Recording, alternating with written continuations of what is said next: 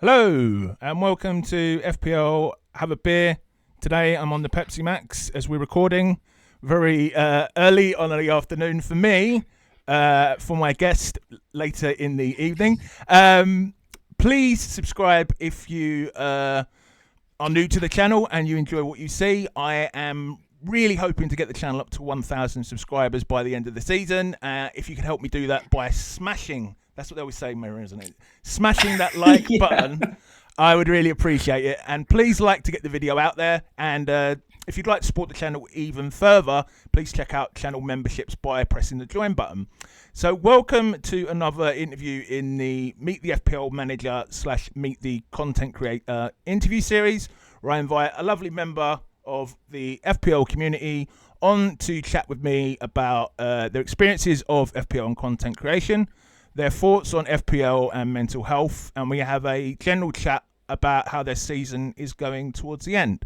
So for the latest interview, we have the pleasure of being joined by only the second female guest I've had on this interview series in what's nearly be 30 interviews by the time this one comes out, Meera.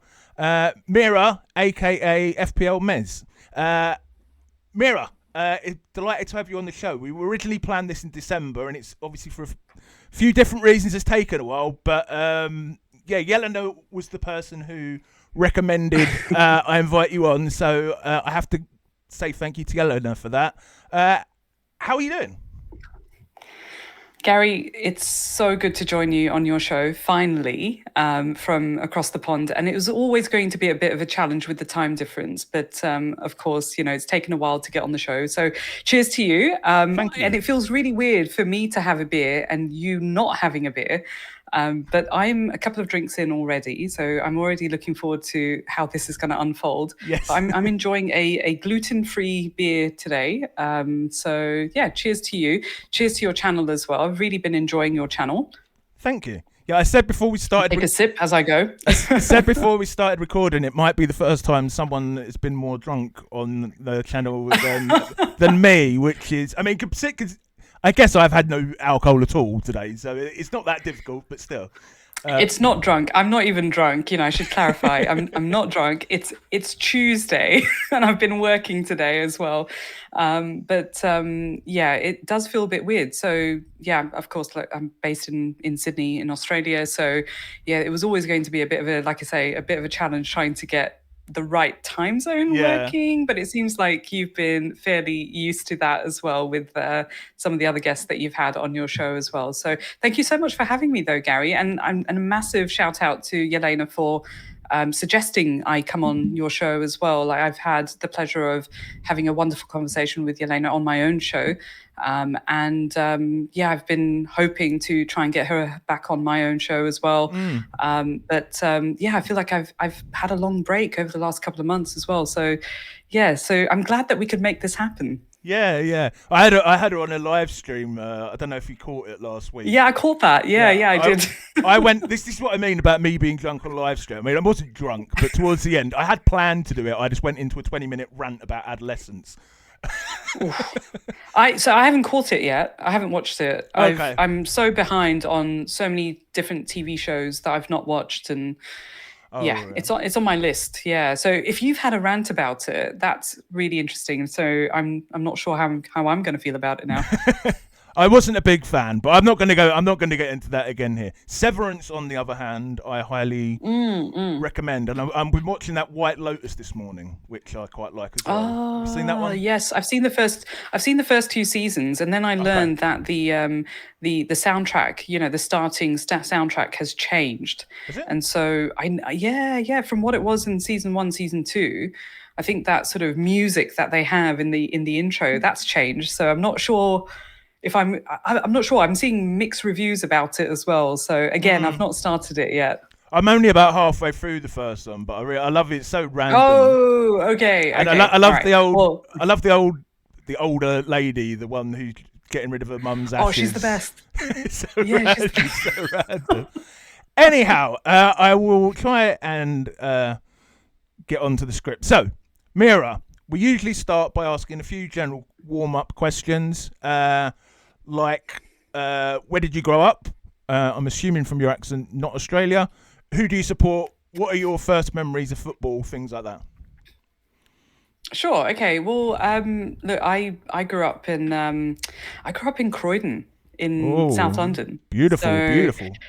yeah, not too bad, not too bad. So born and brought up over there. Didn't really move around much in the UK, and yeah, so I think like. Given that I grew up in Croydon, you'd think I'd be a Palace supporter because Selhurst Park is like, I don't know, 20-minute drive or so from where I Croydon's used to live. South London, isn't it? Like, right. Yeah, South London, South London. Yeah, very close to Gatwick. Fairly easy to get into central London as well in the good old sort of Victoria line, or the London Bridge line straight into the city. So yeah, really good location from a, working in the city, that kind of thing. But yeah, born and brought up in South London, and should have probably been a Palace supporter, but yeah, never really got around to really supporting Palace. I think like when Yeah. I got into football. It was the early 90s, late 80s. So I'm showing my age now a bit. But yeah, it was like the early 90s also.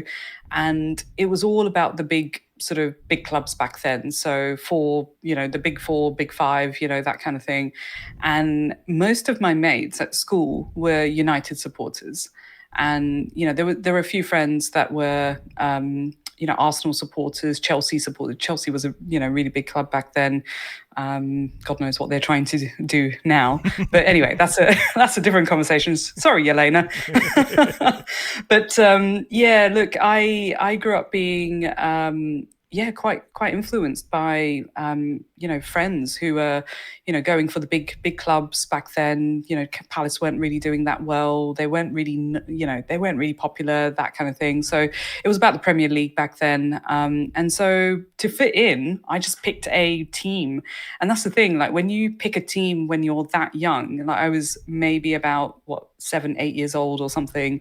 Um, and when you're picking a team that young, that is pretty much your team for life. Mm. And so, yeah, I didn't really switch. I know a lot of managers, FPL managers that did switch, or I've got family members who switched as well. They went from being a Chelsea supporter to being a Man City supporter. And I'm like, you're a glory hunter. Like, what's that about?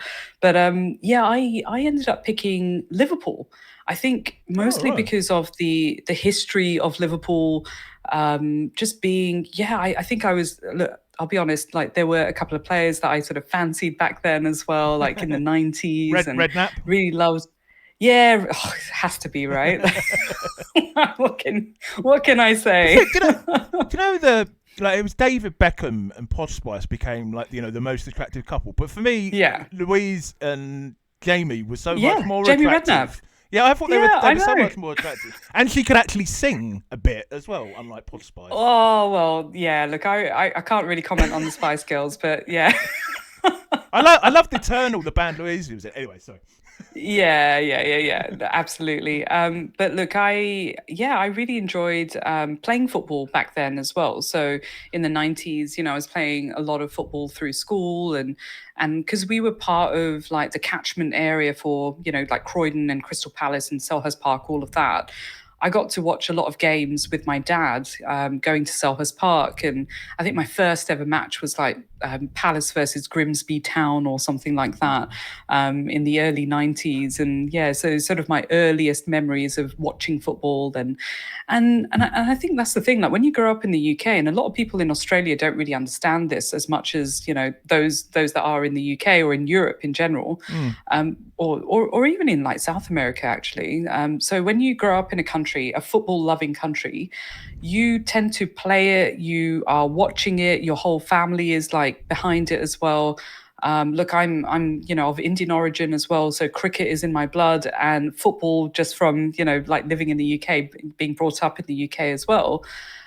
Football is just in my blood. And like over here, they call it soccer, and I'm like, oh, What do what you must you? where's it like on the list of Australian sports? To be fair, far down with it. Um, Interestingly, I would say it's a very popular sport in general, but I would say that it's probably further down in. If you asked someone on the street, if you like went around with a mic on the streets of Sydney, and if you said what is the sport that you follow the most, they'll probably say Aussie football. It'll be the Right. like the rugby kind of NFL, AFL, Australian football. basically, and or they'll say cricket probably. Yeah, I think football over here got bigger thanks to the Matildas, so the women's Australian side, and Oh, of course like the Socceroos are really popular over here as well, and so like in terms of local Australian league football in general, I don't really support any particular side. Like I probably should support Sydney FC because I live in central Sydney. But I've never really gotten into watching live football over here so much. I know a lot of the FPL community in Australia are really into it, and I run Sydney meets over here in Australia as well, and yeah, we in the past we've gone to watch like matches where we've got Melbourne versus Sydney or something like that, and oh, so, is it, yeah, it's just not really been my jam. there's FPL meets all the way in Australia. Yeah, yeah. So Wow. yeah, we've got chapters over here. I think we've got Matt Day over in Melbourne who runs FPL meets in Melbourne, and I've been doing the Sydney meets for about a year and a bit now, or Wow. so. Yeah, it's been about a year and a bit. Yeah, love it, and it's a really big community over here. So I didn't know how big it was until I got into playing FPL. But Mm. yeah, in terms of like football in general, so I was when I first moved to Australia, having sort of again grown up in the UK. I've only been in Australia for about 10 years now.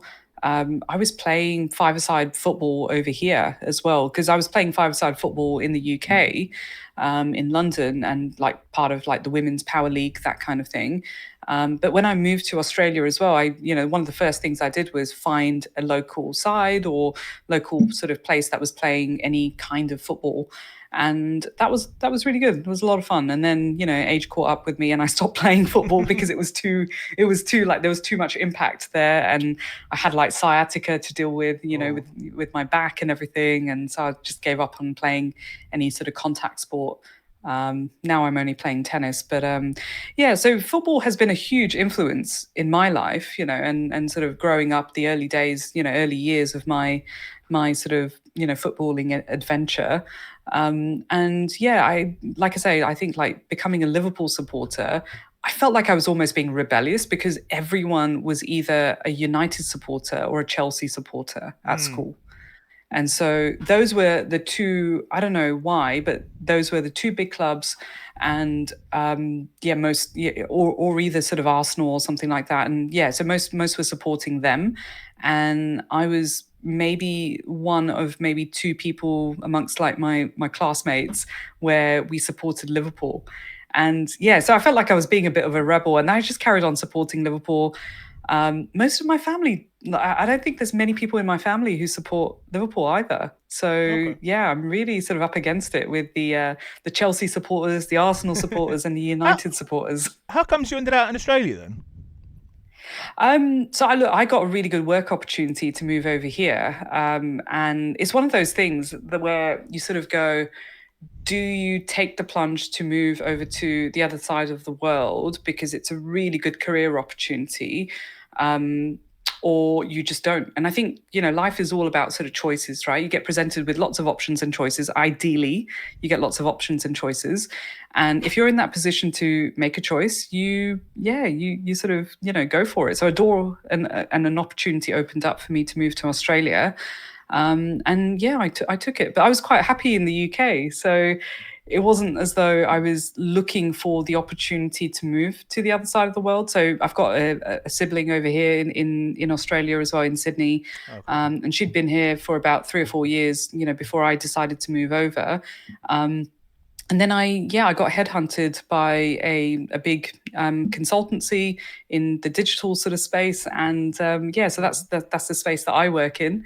And yeah, so I got the opportunity to move over here, and they basically took care of everything. They just shipped all my stuff, and all I had to do was commit to being with them for a couple of years and see how life goes. You're a So lady in yeah. demand. Lady in demand. Yeah, you say that, but at the time I was thinking, yeah, I'll just go for a year, just kind of, enjoy Australia, go and see that sort of part of the region and do a bit of travel because I love traveling. And funny enough, I just got back from backpacking around Cambodia. And so when I got hit up by this consultancy to interview with them, I was like, Yeah, okay. Yeah, I could see myself moving to that kind of part of the world where it's close to Southeast Asia and, Australia, where I had traveled as a tourist, because my sister was here as well, but hadn't really thought about moving over here. So I thought, you know what, let me just give it a go. Let's see what happens. Like, it's one of those things. I think, again, options become available and you just decide, to go for it or you don't go for it, right? And you've got nothing to lose. And I think that's the thing, like having the mentality of you got to be in it to win it. And so I thought, you know what, I've got nothing to lose just going through the interview process. And it took several months. And then all of a sudden they offered me a role and they said, yep, we can give you a visa as well, a working visa. When can you move over here? And I was like, oh shit.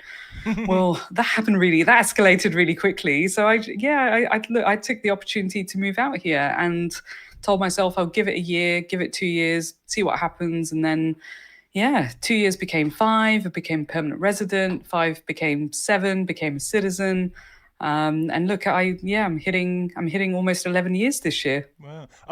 It's funny actually. I've had three friends, all female, move to Australia in the last 3 years, and I think it was all because they thought this country was going to pot, basically. Which I won't get into that. But then when I was How long have you got? on Tinder a couple of months ago, I started talking to an Australian girl, and I said, like, how long are you here for? And said, oh, I've moved here permanently.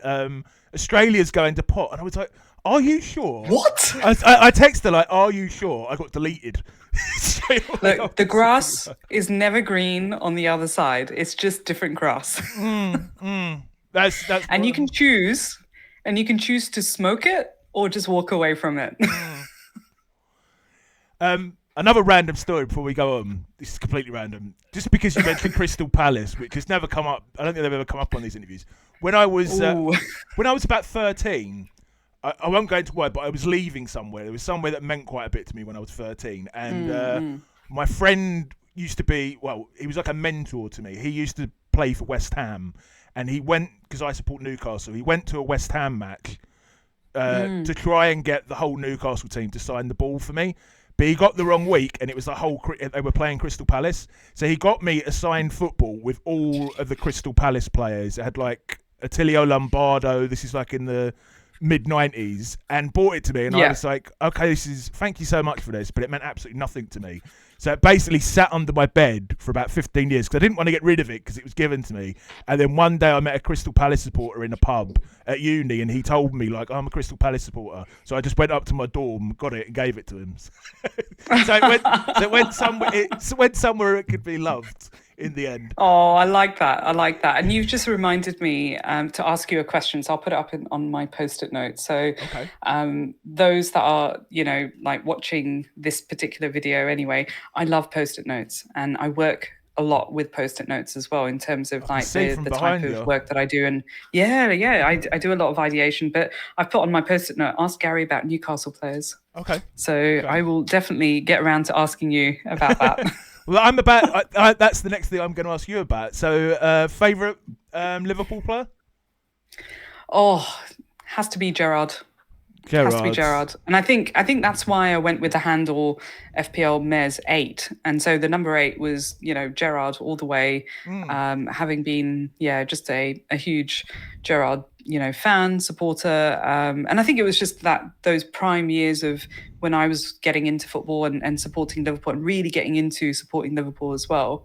And the few live matches that I've been able to see, whether it's in London or getting up to Anfield as well, Gerrard was in the side. And so, like, having been here in Australia for about, it'll be 11 years for me this year, Gerrard is probably the player that I've seen the most where I was able to get over to Anfield, and, he was in the side. So, huge fan. I've got a random memory. Didn't he start playing as a right back? I know he was a midfielder, but I'm sure he broke into the team as a right back. It was weird. Yeah. He's played in defence, and that was back when.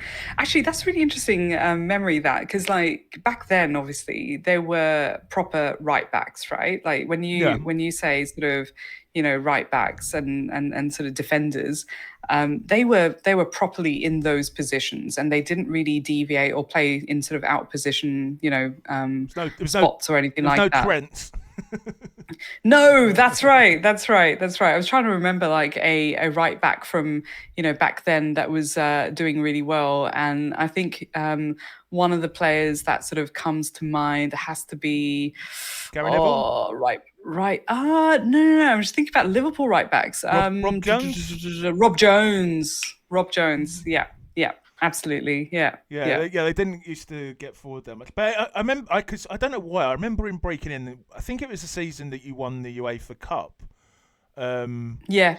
and that was there was like 5-4 in the final. Was I don't know why I remember that. I remember Yeah, that yeah. game. It's funny. It's funny how like you remember like certain like for me, obviously 2005 Champions League was Mm, the time that I was very, very much into supporting Liverpool. And, when Liverpool was playing on TV, like it's funny because like my parents, my siblings weren't really into football as much as I was. right. My dad got into, football.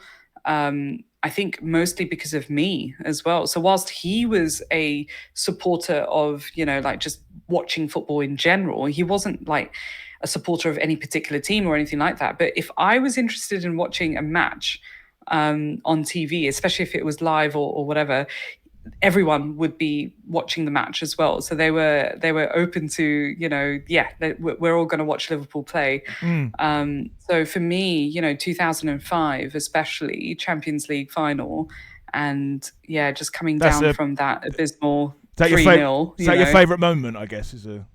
Oh, it has to be. It has to be. Yeah, it has to be. I think it was not looking good for us. It really was not looking good for us. I think the very fact that we made it to the final, and it started off so terribly. I mean, it's not often that you go into. I mean, look, if you think about the recent sort of Champions League, right? Like we had Arsenal going up, 3-0 against Real Madrid in the Mm. first leg, right? Now going into the final of the Champions League, imagine you're 3-0 down at half time. Like, what are the chances and the possibility in the final to go up? And of course, to match the three goals, but also to take it to pens as And well. Milan, Like it was Milan were a much better team on paper as well, weren't they? yeah, that's right. That's right. And they had some really good players as well, right? So yeah, it was just a really good era. Like whilst we didn't win that much, I think like that's probably the standout sort of moment. It's the same with like the 90s as well. Like I think we won the league in the 90s, like the League Cup or something like that in the 90s. And like whilst it doesn't sort of like many moments don't really stand out for me in the 90s, like I really enjoyed watching some of the players like Fowler, for example, Steve McManaman, like just watching these guys play was just beautiful. And it's like the same sort of the feeling that you get when you think about something like the Champions League final in 2005. Mm. And of course, like the Klopp era as well has been just phenomenal. And I think what's topping it for me at the moment is how well Slot is doing in his debut season as well. So Yeah. it's been a really interesting sort of like I would say journey for me as a Liverpool supporter for more than almost like more than 30 years for me. And I'm loving every moment of it. And even now, like I'm thinking about how like we're going to become, we'll be champions with pretty much like 5 games to go. It's gonna. It's mad. Do you not think it's gonna be a bit? What's the word? Like a bit of a letdown because you're going to win it so early, and because you're out of the Champions League, and because you're out of the because we beat Yeah, we it's we beat you in the Carabao Cup. I know. Well done to you guys. Honestly, so we were so bad. Yeah. But even in the Champions League, we were so bad as well, right? Like it was not what I was expecting. And I think it was one of those things where you have higher expectations when you're doing really well as a team for such a long period of time, right? Yeah. Like we only dropped points against Forest initially, and then we dropped points against, Fulham more recently as well. But when you're doing that well and you've got a new manager in, I think your expectations are very low initially. Like, initially when Klopp was leaving, I was like, what on earth is going to happen to our club? It's going to take us a couple of years to rebuild, and that's what typically Well, happens, yeah, right? Arsenal But when Wenger left and when Ferguson left, and yeah, yeah, exactly, exactly. And then, take a look at United, right? Like they've just tried and tried again. yeah. And, no major dig for United. I'm sure there's lots of United supporters that are watching your channel. But yeah, I mean, it's got to a point where I think when there was a good transition between like managers or coaches, right? You're onto something good as well. So it's very rare that you get a manager coming in because the manager going out is, like in a transitioning off or leaving on good terms. And if I sort of, transfer that into the workplace sort of environment, when you've got a really good leader where you think, oh yeah, this person is fantastic, I'd love to work for them.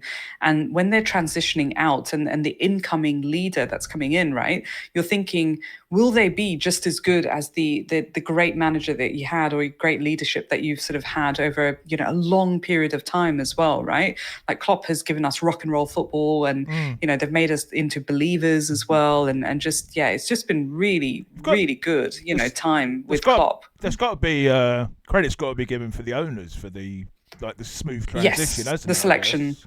Yeah. Yeah, absolutely, absolutely. But also, it's been handled really gracefully as well. So, I think the type of personality that Jurgen Klopp has as well. Like he got on the mic, in his last sort of match or appearance at Anfield, and he was singing, Arne Slot. La la la la la Was la it? la, and the thing is, yeah, absolutely, and that's the thing, right? Like you've got a great manager like Klopp who's not been sacked, he's not left because he's having a shit season or anything like that, right? Like we were contending for like the top spots for quite a long time as well, whilst we haven't won the Premier League in that period as many times as we hoped, of course. It's been, I mean, City have been a huge challenge for us as well during that sort of period, but we've been contending for some, the top sort of positions in the league as well.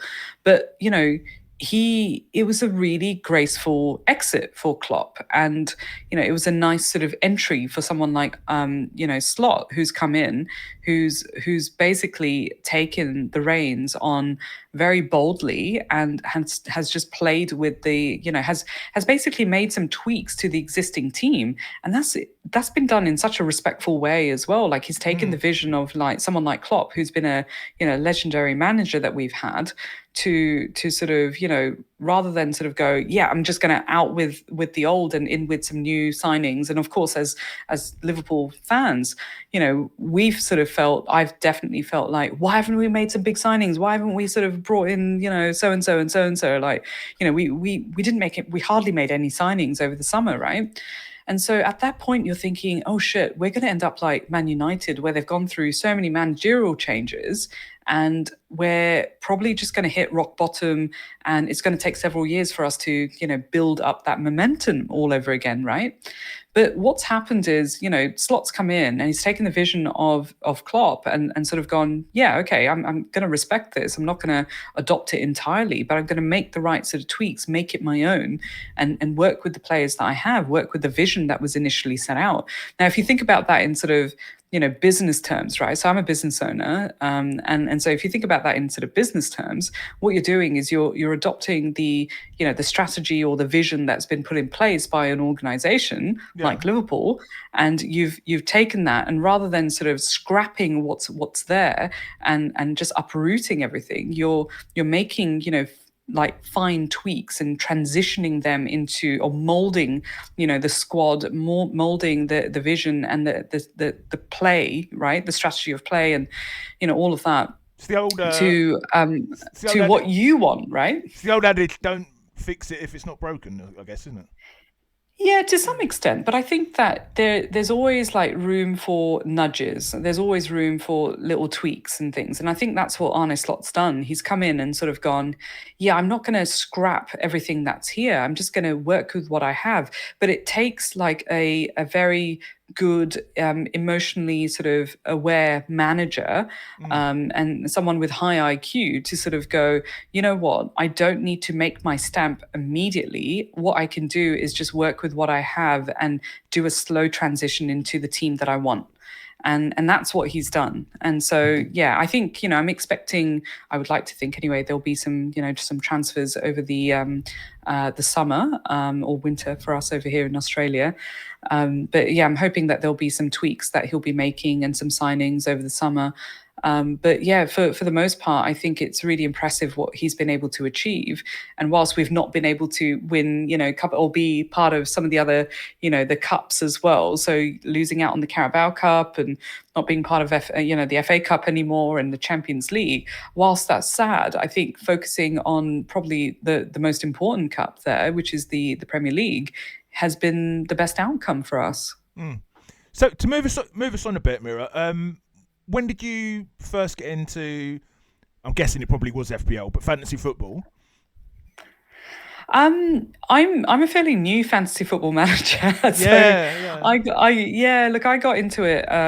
This is my fourth season, so I got into it in the 21-22 season, and I found myself in the UK, post COVID. I guess post COVID for you guys over in the UK, but for us in Australia, it was like we were going into lockdown. There was a lot happening, and my sister was getting married in the UK, and I managed to get out of the country, which was a big deal because Wow. the borders were shut over here in Australia, and so I managed to get over to the UK, but the Euros were on, and so I, like being in Australia, it's really challenging. I think I might mentioned before we, started this video, I mentioned that the time difference is really challenging to watch, matches, and so yeah, whilst I knew about FPL before I'd moved to Australia from the UK, I didn't really get into playing FPL. I didn't really sort of prioritize, like just starting a team or anything like that. Just didn't really get into it.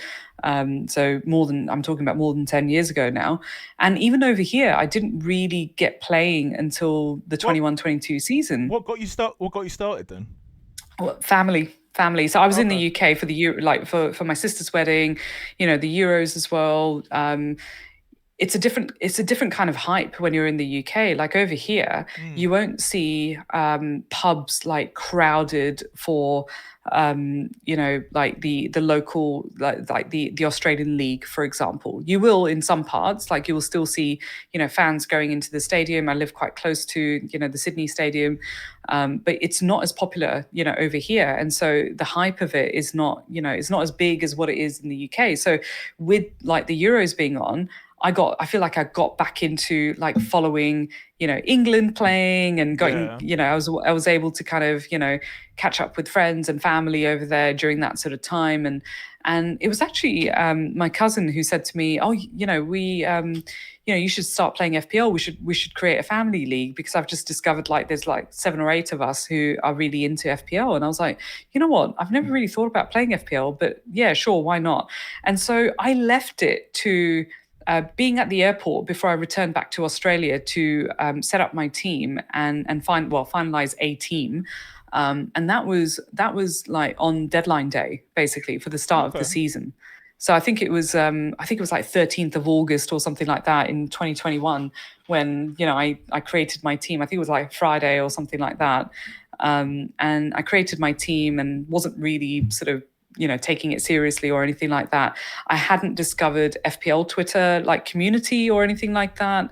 I hadn't really come across any content creators back then either. It was purely on my family members saying, yes, we play FPL and we've been playing for quite a few years. Like my brother-in-laws was saying, yeah, we've been playing FPL for years. You should play. And I was like, oh, I don't know if I'm going to be able to. I'm hardly watching the matches over here as well. I only like really tune in for the Liverpool matches. I'm not sure if I'm going to be able to play. Anyway, when I was returning back to Australia, I had to go into hotel quarantine because Australia was in a lockdown for during COVID. Did they have really? And so I was really strict lockdowns. Yeah, it was strict. Yeah, it was really really strict over here. And so we were behind. Like Australia's been generally behind. It's really funny from a time zone perspective. We're way ahead. Yeah. But when it comes to like just how much of an impact COVID, for instance, had on Australia. I mean, we've got a population of like 24 million people. compared to the UK, that's like barely a third, right? So, yeah, I think like over here we didn't have like it wasn't extreme as it was in the UK, and so we were quite late with how things spread over here, and so the lockdown happened quite late, and so I Okay. had to apply to government to let me out of the country. Wow. And that's how difficult it was. So the borders in general were shut. So I was really lucky to get out of the country and make it back to the UK for my sister's wedding and just spend time with my family. And of course, I was really worried about like my parents, and so yeah, it was really nice to be able to get over. But yeah, so I was in hotel quarantine for 2 weeks in Brisbane, That must have been and fun. yeah, not even Sydney. And that was mostly because like my flight got cancelled to Sydney because of, how bad the situation was in like COVID was in Sydney. And so I had to get back to Australia in Brisbane. So I spent 2 weeks in hotel quarantine. And whilst I was working, so, I was only about a year into my startup. And, whilst I was working, I was doing some client work as well. I had time on my hands because I couldn't go anywhere else. I in didn't in have the hotel. I in the hotel, so Yeah. I was Okay. watching. So I then started to look up FPL content, and I mean literally basic level stuff, right? So I was looking up things like how to play FPL, and that's when I found like Fantasy Football Scout, and started reading some of the older articles on there, like all the old stuff. So how to play the game, what some of these chips mean, and Yeah, I mean, like yeah, just Andy and basic levels. Andy and stuff. They usually do like a beginner's sort of video at the start of each Yeah. season, don't they? Yeah.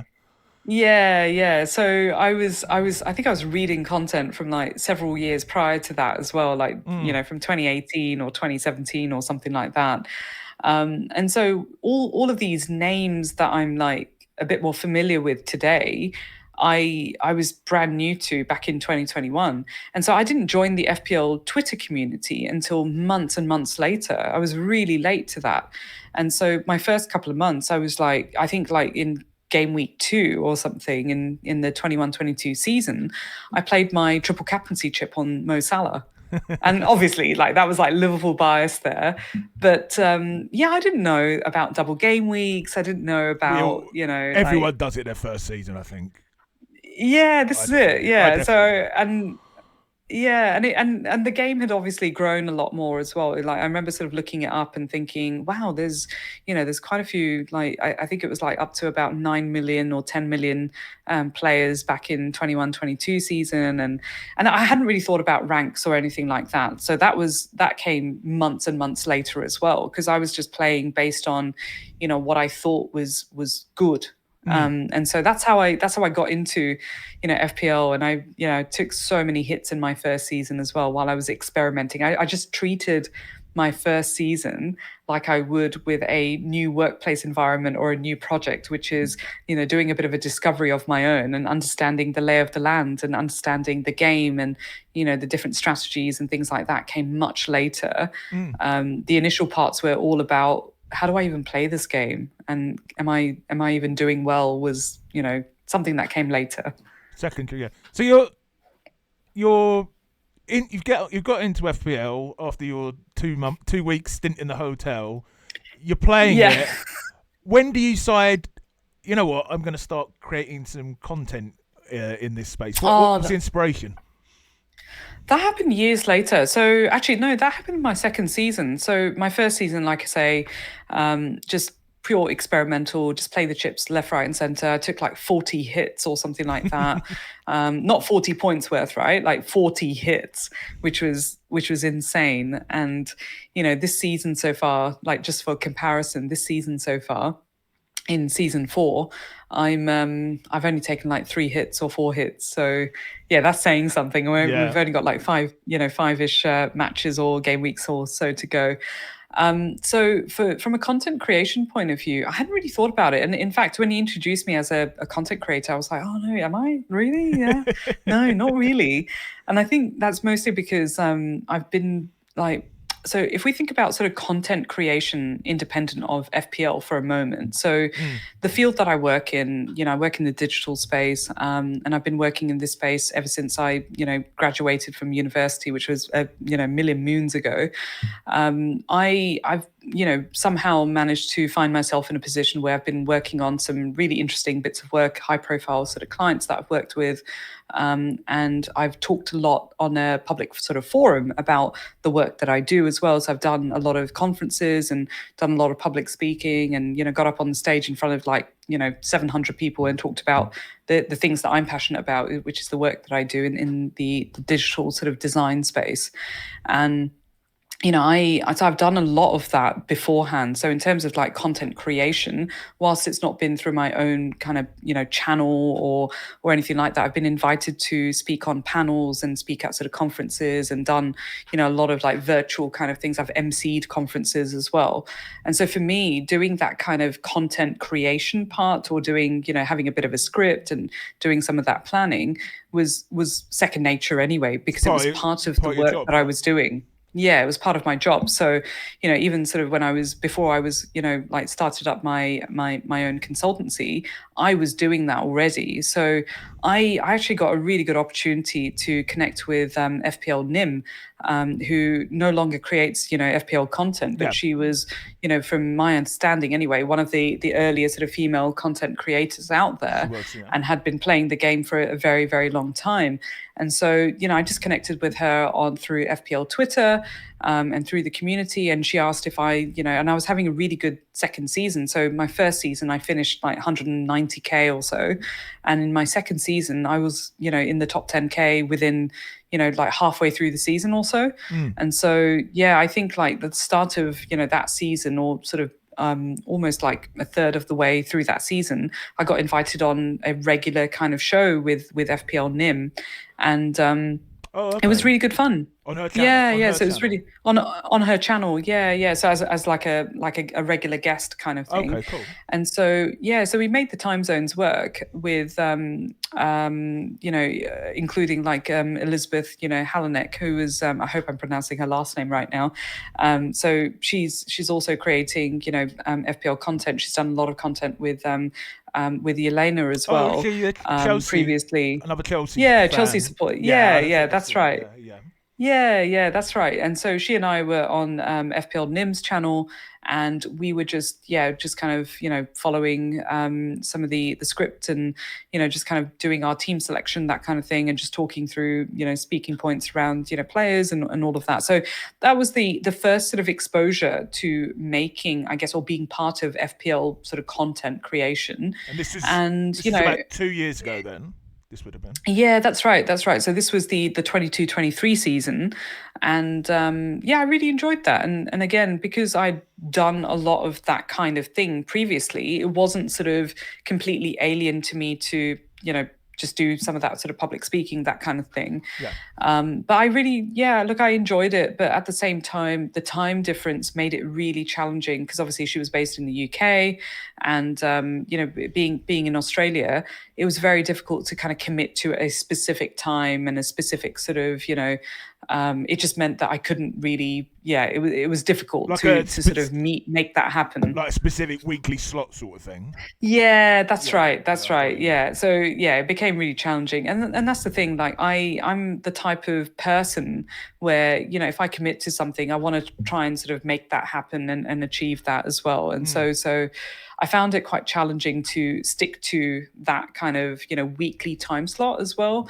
And it was really early morning. Like I was like, getting ready for a stream, a live stream, for instance, at about 6 o'clock in the morning, 7 o'clock in the morning on a Friday. And for the most part, that was okay. But other times it was really challenging, especially when the time changed, because Elizabeth is based in Madrid. And Nim was based in the UK. I'm based in Sydney, and so it came with its challenges to try and make that happen, because there's like an hour difference between mainland Europe and the UK as well. So it was really challenging. So I guess in my third season, which was last season for me, that's when I made the decision to not sort of do Nim's content anymore. And I was catching up with, I was back in the UK, just catching up with, friends over there. I managed to go to FPL meets in London as well, and caught up with a whole bunch of FPL managers that I then since, connected with on FPL Twitter as well. So it took me a couple of months after I started FPL to join the Twitter sort of community and be part of that, and just kind of, just get to know different sort of FPL managers through there. But I was like, I caught up with Ray, and Ray Qureshi, who's been on your channel as Yeah, I well. know, we know very, very well. Yeah, so yeah. So shout out to Ray. I was catching up with him because he lived quite sort of local to where I was living, where I was staying whenever I went back to see my parents as well. And he was like, why don't you just start something? And I was like, oh, I'm not sure, because I don't really want it to be about data, and I don't want it to be about stats, and I don't want it to be, like the typical sort of structure of FPL content. Yeah. If anything, I want it to be conversational. I want to sort of just talk about, there'll be brain farts, and there'll be sort of, crazy picks occasionally, or there'll be sort of just ongoing deliberations about the players that I'm thinking about bringing in. And it's very much about my FPL journey. It'll be very sort of specific to the journey that I'm on as an FPL manager, as a fairly new FPL manager as well. And Ray was telling me about spaces. So through Twitter, this is before Twitter became X, and spaces, and obviously spaces is still around. And so I started doing just spaces on its own, and just chatting shit basically about my FPL, like journey. And I just made that a bit of a regular thing every game week. Let me just talk about FPL. And it was very much one-sided until I decided to bring on some guests as well. And all of a sudden, like from a content creation point of view, it started off very much audio specific, to then, I found a way. And the thing is, like, I worked, as I mentioned, I work in digital, and I started out as a developer and a designer way back then when, I was starting out in my career. And so I found a way of capturing the spaces sort of video, and what it looks like. You can do video in that.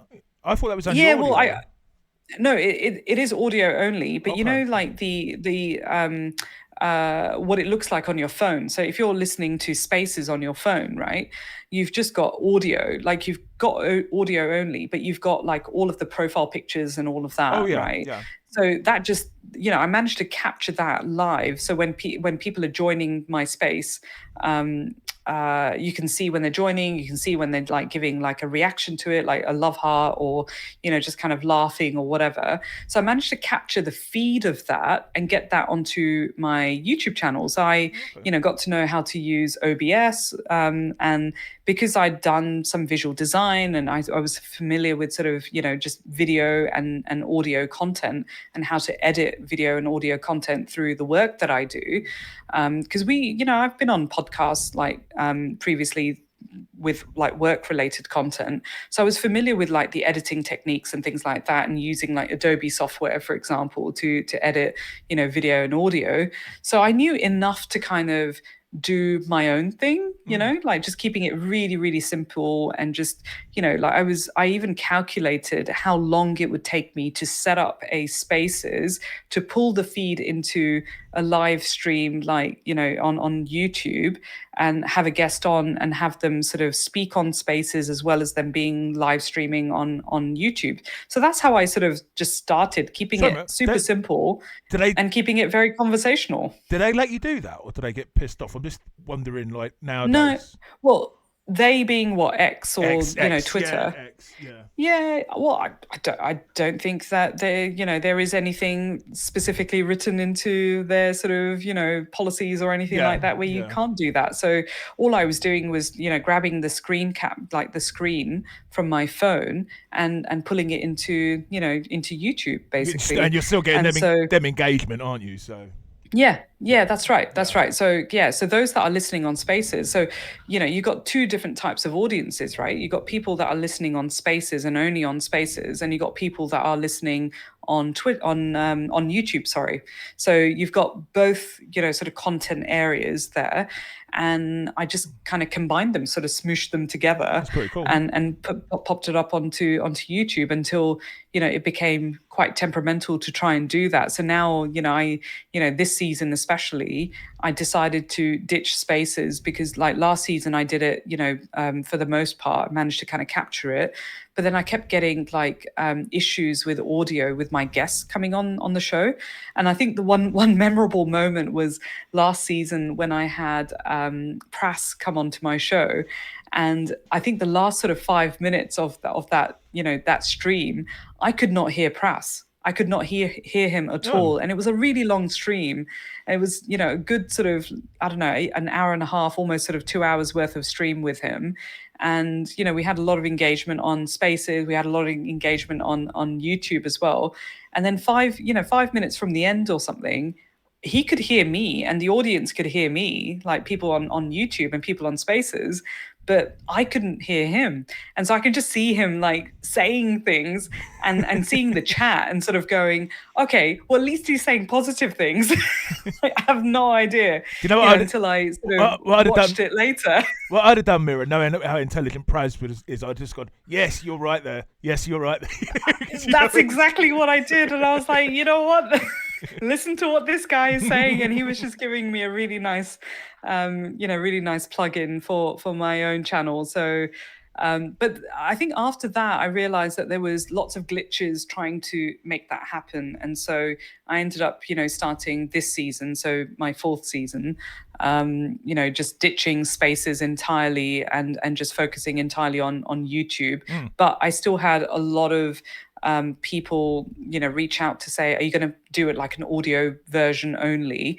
And I said, yeah, sure, why not? So what I've done is, gone, okay, I'm going to pop this up onto a podcast as well and make it available through the, sort of the usual sort of podcast apps that are available now. And I'm not really, increasing the time that it takes to create the content. So I've kept it super, super simple. So for me, if I'm doing a video or creating a video, I'm doing it all in one take.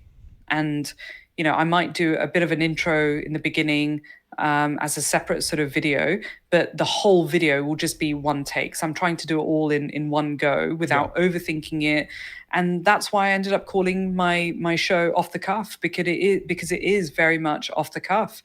I'm not overly planning things. I'm not sort of, I don't have a massive script or anything. Even when I sort of have had guests on my show as well, I've tried not to have a script. I've kept it really simple, and I'm asking questions on the fly as much as possible because I want it to be, impromptu. I want it to be sort of, natural. I want it to be off the cuff.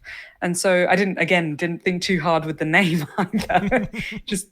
just kept it really simple. And it's the same with the graphics and, my thumbnails, the logo, all of that. That's all the things that I've created myself because, I have some experience doing that. And so rather than, putting it out there to someone else to create that, I've done it because I've been interested in doing it and interested in the types of, content that I'm creating. And I think that's really important when you're creating content or you're spending time doing something. You want to feel like you give a shit about it, right? And so, the moment I stop giving a shit, I will stop creating content. And for the most part, I've kept it simple enough to continue making content without feeling like, oh, it's going to take me ages. I mean, Steve, I don't know if you know Steve of Elite FPL. He's a big fan, and he's always saying that the content he wants is people talking about their actual FPL teams, not having an overly scripted. So your content is like really perfect for him rather than the sort of overly scripted, overly edited, data-driven sort of thing. Although there's space for both, obviously, but it's nice to have. Absolutely. Nice to have. I think it's probably gone too much to that side, loads. It's nice to have some other channels that are more, as you say, conversational, talkative. Yeah, that's right. That's right. And I think in my first season, I'll be honest, I subscribed to so many channels and was watching so much content. So, it was great to see Let's Talk FPL on your channel as well. Andy, I think he was one of the first sort of content creators that I was watching because he was the most popular. Yeah, he's and had the most had the most subscribers, right? So I was watching, for the most part, his content in that first season. And, I found I didn't really come across many smaller content creators because, the way I was looking at it was I'm starting, playing this game for the first time. And so if I'm going to play this for the first time, I'm going to go to who are the most popular and the biggest, sort of content creators, or the most experienced content, creators, but also experienced FPL managers that Yeah. have been playing for a long time. And so that's when I came across like Mark Southerns as well, and just kind of I found old content that they had done as well. So Mark's old content from Fantasy Football Scout as well. So I went and watched a lot of old content because Really? All, as a new, all the way yeah, from yeah. back So then? as a Wow. well, as a new FPL manager, I was like, how to play FPL, right? And Yeah. so you find all this old content. And so, I managed to find some old content, It's and interesting. that's how I got to know some of the more popular, I guess, FPL managers.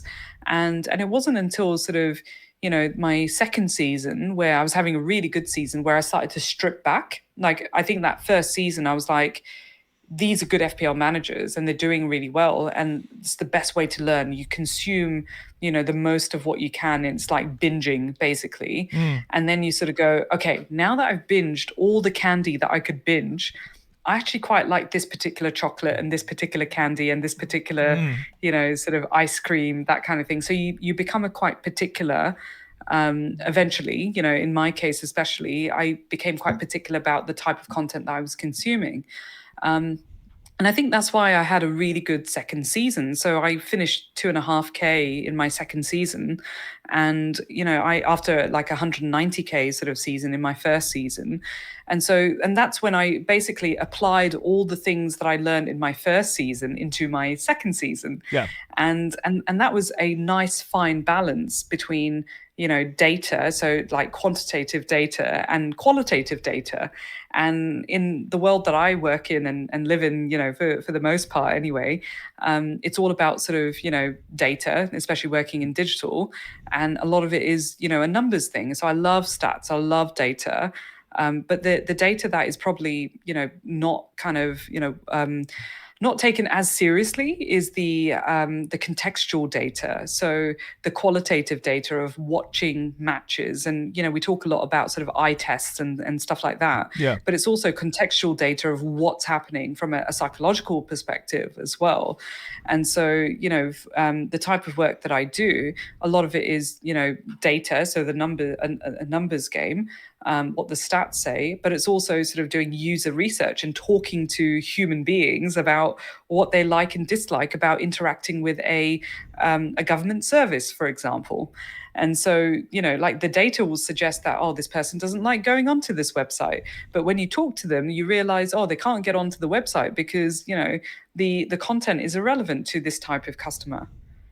So yeah, qualitative data is really, really important. So yeah, for me, it was balancing both of those, like how much can I watch versus, just using data to make decisions, and how do I strike a good balance between them? And I think, season two for me, so the 22, the 21, yeah, no, 22, 23 season was a good balance for me to just kind of, like just watch a lot of football, Mm. but also follow, some good data specific content creators as well, and data driven content creators even. And that helped a lot. And I think off the back of a good season, starting my channel, and this is the tricky part, right? Like when you start a YouTube channel, or you start your content creator journey on your own, in my case as well, you hope that you're going to have a good season as well. So, what I had going for me was, this 2.5K overall rank, from my second season.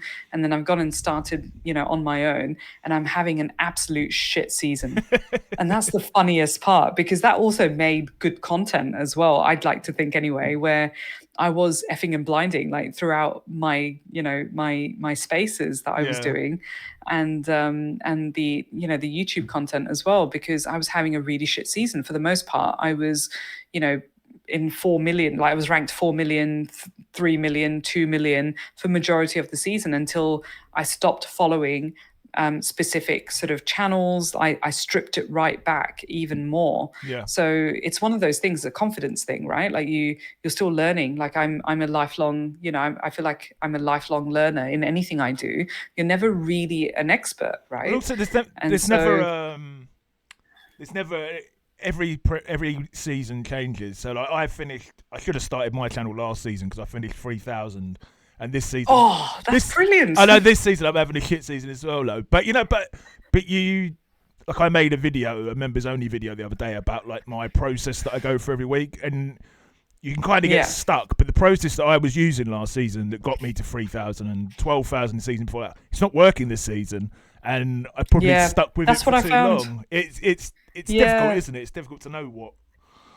Did you work out why? Like what sort of changed like after having a really great season? Because that's what happened to me as well. So in my third season, I finished about 65k or so, which is still really decent after spending a long time in the millions, right? But I had to shift gears massively. I had to go from like gear 1, gear 2 to like, no, sod this. I'm going to go gear 5 and go rogue completely with what I'm doing with my season and rethink how I'm approaching my season. But off the back of a 2.5k season, I don't know. I've started my content creation journey for the first time, and I'm having such a shit season that you just couldn't make this up kind of moments, right? There was so many, you could not make it up how bad things were going. But I just could not replicate the same kind of momentum that I had in my second season. I do think a lot of it's luck. I mean, I'm ranked.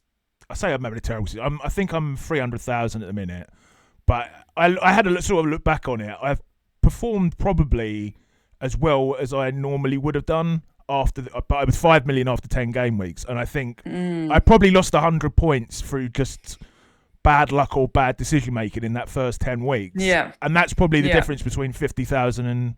Well, it is literally. Well, it's not even. It is the difference between 50,000 and 300,000. So I do think a lot of it can just be down to luck. But I also think I probably put too much faith in analytics in the first part of the season. But yeah. So and that's the hard part. What would you say are the positives of being? Do you want me to use a different word than content creator?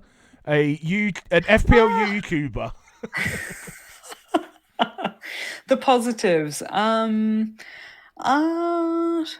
Well, firstly, I think when I started the channel, especially or started the show, it started on Spaces, went on to YouTube, and now it's on podcasts and on YouTube as well. It was for me.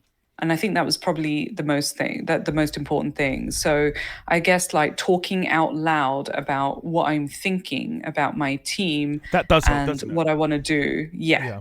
And that's the thing. I was treating it like I'm talking to a bunch of friends. And so I'm communicating with the FPL community, and I see the FPL community as my friends, which is why a lot of the time I'll say, hello, friends, at the start of my sort of, my videos or my streams. And because I see the community as being my friends. And so, I'm doing it for me. I'm doing it for the sake of sharing my thought process and the players that I want to bring in, and the deliberations that I have, if I'm contemplating certain things, or I'm stuck on like what to do.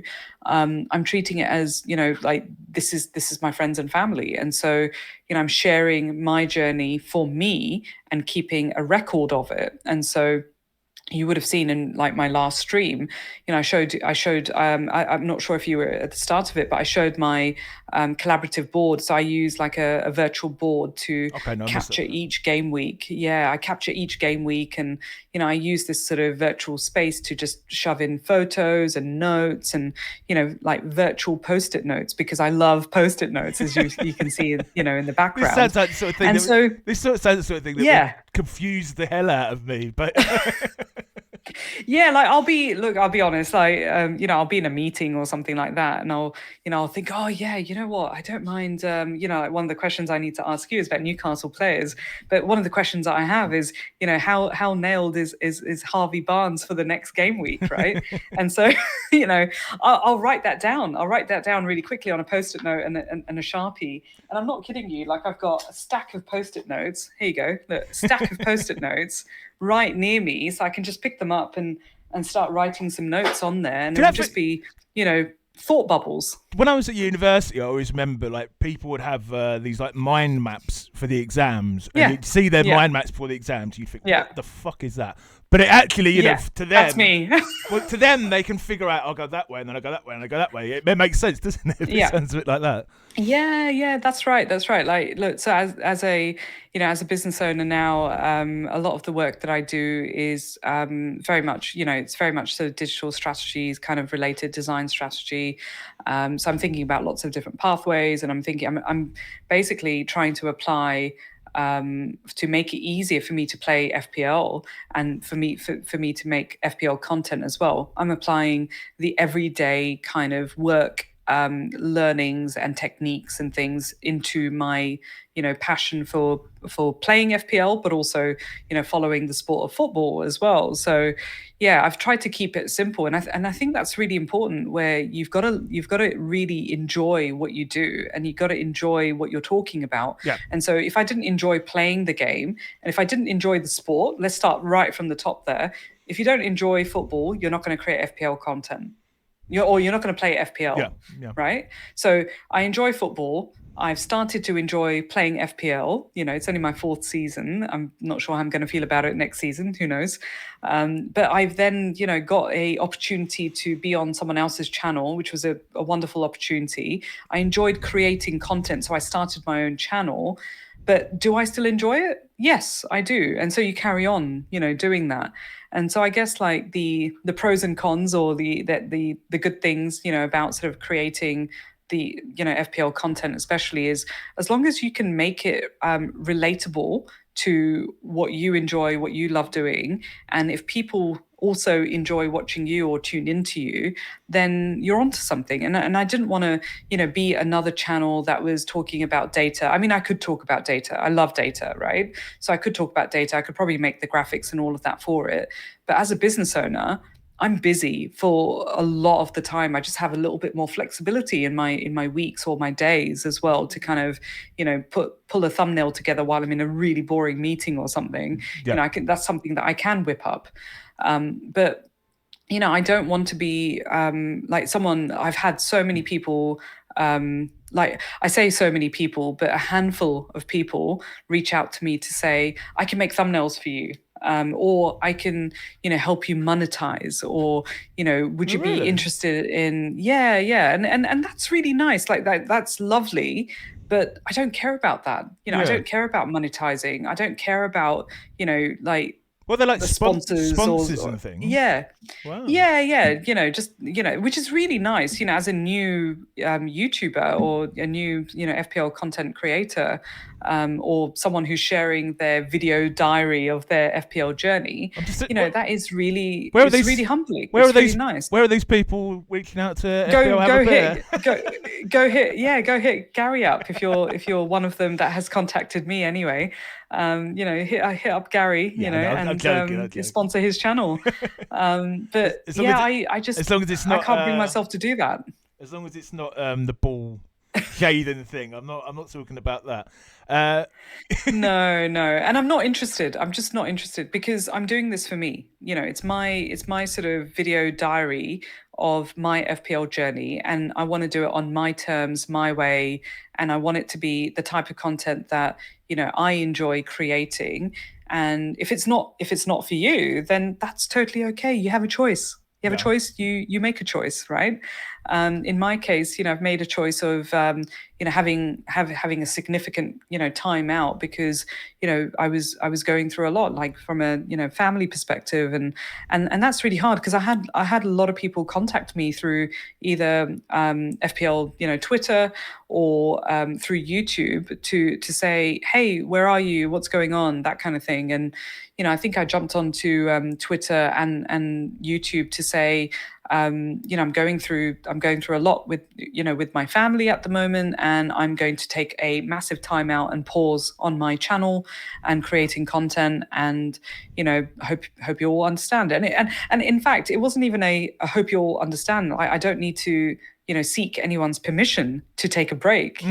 This is content I'm creating for myself, and so I'm thinking, well, look, I'm just going to take a break from it. And everyone was really, really supportive. Like the community really did send me a lot of love as well during that time. And so I think I mentioned in one of my videos, more recently, when I came back to creating content after Can taking a break for 4 months. we were going to get into that. I mean, I know you said you might want to talk about it a bit anyway. So just to give context to people who are not not follow your channel, so you basically stopped in around December, and then you've only just started again. Right. I mean, I don't know if you want to explain the reasons behind that. Look, I'm happy to share part of that, and I think that's been FPL's been a bit of a constant during that period as well, where I wasn't creating any content, but I was still playing FPL in some shape or form.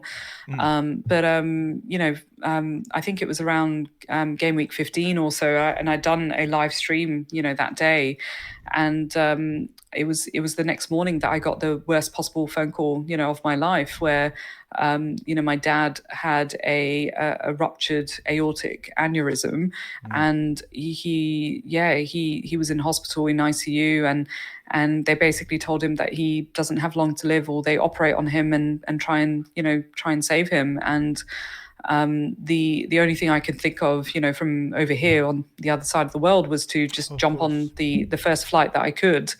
And I managed to do so. Like within sort of 5 hours, I was able to call up my business partner and say, I need to go and I need to leave the country, and call up, like some of the clients that I was working with, and just leave as quickly as possible. And, I managed to make it back to the UK to spend some time, with my dad, whilst it was, most part of it was, all of it was in ICU, for a good sort of 5 to 6 weeks. Unfortunately, he spent in ICU. He eventually passed away, and there was just no way I was able to think too hard about FPL, or look at any content. In fact, during that time, the 3 months that I was physically in the UK, I did not watch any football. I did not watch any FPL content during that time. I was playing FPL still, because my family was playing FPL, and they were around me and supporting me, and the FPL community was supporting me as well. Like I wasn't tweeting that much, I wasn't really sharing much on even as a sort of a written post on YouTube. I wasn't really sharing anything. And so I had a lot of people reach out to me, and I'm really grateful for that, because whilst my personal life and my family life was absolute chaos, and losing my dad, who took me to my first football match, it was really hard. It was really hard, especially from a mental health point of view. But I have to say that the FPL community was there for me. And I didn't share too much. It was like little sort of like very cryptic sort of posts in the beginning, and then I had quite a few FPL managers and content creators as well, who reached out to me in the background to ask how I was doing, and offer their sort of support as well. And that sort of made me feel more connected with the community. But it also gave me the almost the permission, whilst I wasn't seeking the permission, to sort of not be a content creator, not sort of put out some type of content, because I was really consistent before that. I've had lots of guests on my show, prominent guests that you've had on your own show as well. And I had to just up and leave. And so it was very sudden. But FPL was a nice constant to have, in the background to still play as an FPL manager and not have the pressure of creating any content. Mm, And I think that was mostly permission that I gave to myself, mm. and took that pressure away from myself to create any content as well. And somehow it's been a good season so far. Like I'm plummeting this game week. This is game week 30 what 3 that we're recording this video anyway. But I managed to maintain a decent rank during that time Can I, somehow. And it's really funny, like not watching any content, not watching any football.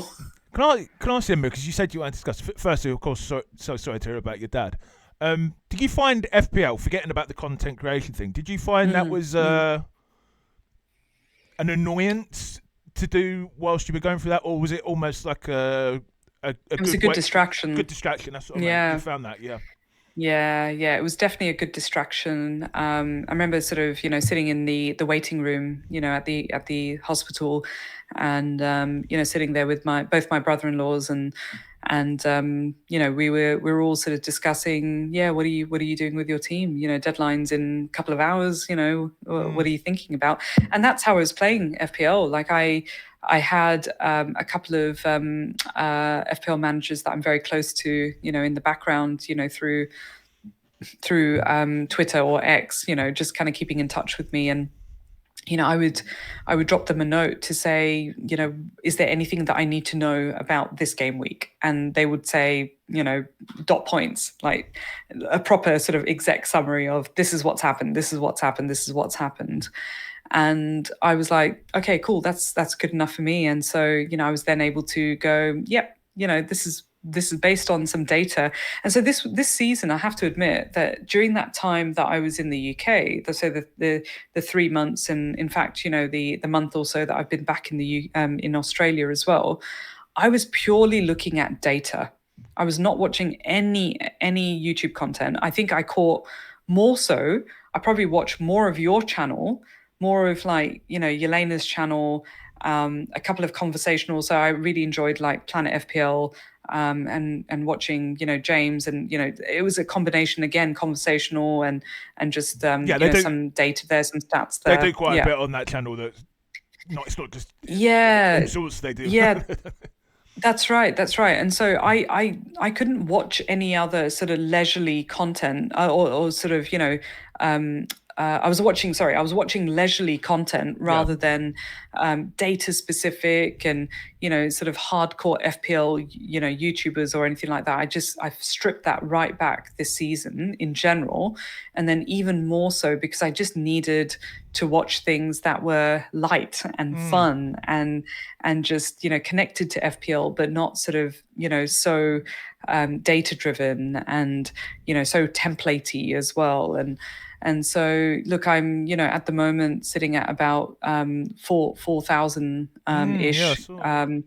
And like the season's been going okay, going well, and that too, having 3 months of not really playing FPL properly and just kind of making changes very last minute. I've missed deadlines as well during that time, Wow. because life is more important, right? Like, and that's the thing, that for me FPL is a hobby and it's a game, it's a free game. And so I'm going to treat it exactly like that. And I think it's really important to have that perspective and not to take, the game too seriously as well. And Mm. especially when, life hits you like a ton of bricks as well. You've got to put things into perspective, which has been challenging, even sort of prior to that, because there's sort of like highs and lows of FPL, especially in the community. Like, there's so much like toxic FPL So, community wise as to, well. to jump in there, Meera, because it's related exactly to what you're saying. What would you say are Yeah, right. the negatives of content creation, FPL, YouTube? Yeah, people just take like people take it way too seriously. So I'll chime in on a recent interaction, and whilst like I, for the most part, again, I like this person on FPL, on Twitter or X, they were very adamant that I was wrong to play my bench boost in game week 32. And I'm just using this as an example because it's more recent. But I've had, even last season, people obsess over my team more than I obsess over my team. And I'm like, wait, this is my team. And I think it's Adam from Above Average FPL, where he said on one of his streams, with Baker, he said something along the lines of "my team, my emotions," and I completely agree with that. It's my team, and so you've got this person who's back and forth with me on Twitter saying why I just don't understand the logic behind you playing your bench boost in game week 32, and I'm why like, they do that. but I don't know. I don't know. And this is the thing, and so, and I've had like people, message or leave comments on my YouTube, videos as well, or my streams, and, sort of criticizing specific sort of picks that I'm making. And you're entitled to your opinion, right? Everyone is entitled to their opinion. But when it comes to my FPL journey, my team, I think my opinion matters the most, and that's what I care about the most. Like if I'm going with a gut pick, it's my pick. And if it's a mistake that I'm making, it's my mistake to make. And if it's something that, I regret later on, it's my regret. It's not your regret, so it's really weird, like how people can obsess over decisions that you're making about your team. My guess is it's not really. I don't think that they care about, because obviously, like, and I think everyone gets this, but it's not because they care about your team. I don't know if it's because they're trying to justify what they're doing, their own pick. Yeah, absolutely, absolutely, yeah. But I mean, I can do that. But I don't have to comment on someone else's video to, just like I played the bench boost this week and it's gone absolutely terribly. I've got 4 points, I think. But but I can own that. No, I'm so sorry. But I can own that. I don't have to go and comment on other people. You should bench boosted in 32. Yeah. Yeah. And that's the thing. Like, you shouldn't have to justify your actions. Like your decisions, your FPL decisions, and the picks that you're making. Like, I started to, like, all I said to this person was, well, I did my wildcard, I played my wildcard in game week 31.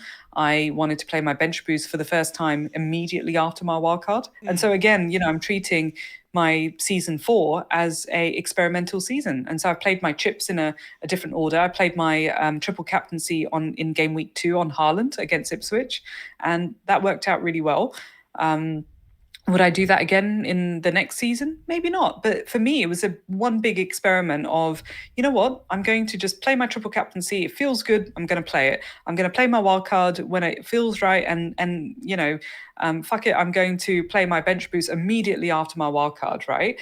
So for me, and that's the thing, everyone else in the community, they don't know like what I might have done in previous seasons. They don't know that I'm treating my season as an experimental season, or, they don't have that knowledge, right?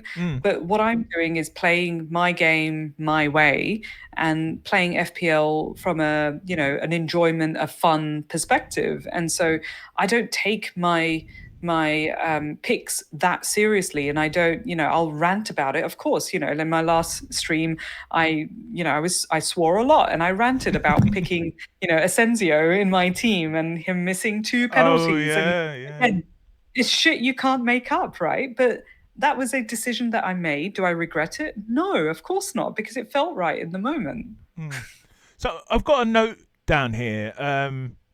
Obviously I mentioned at the start you're only the second female I've had on the interview series, but I think that probably reflects more, I think we've probably mentioned in this interview the main, apart from Sam, I guess, some FPL family.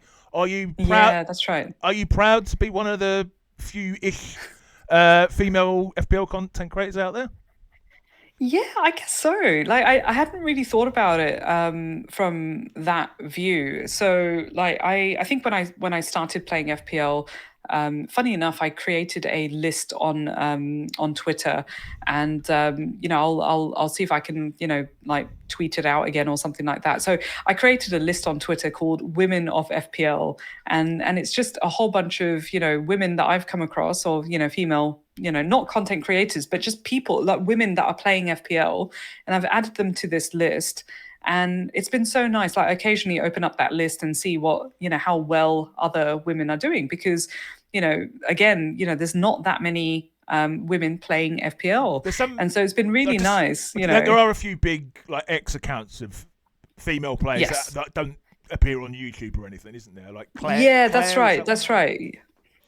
Yeah, there's quite a few, and I think like in previous years, there's been quite a few as well. And so, if you fast forward to where we are, now in 2025, there's not many anymore. But I think back then, when FPL was still sort of picking up as well, and content creation and creating content around a hobby like FPL, a game like FPL even.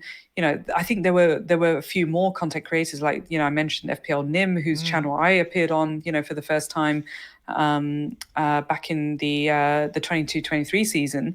But yeah, there's really not that many, and so yeah, I do feel proud about that, and I Yeah, you hadn't should. really Yeah. thought about it until you pointed it out to me, but also others have pointed it out as well, and I've thankfully been able to appear on other FPL managers channels, mostly over here in the in Australia, not so much in the UK, but in Australia there's quite a few FPL managers over here that are creating content, and most of them are male, and so it is very much a male, like dominant environment, and and that's always been the case with football in general.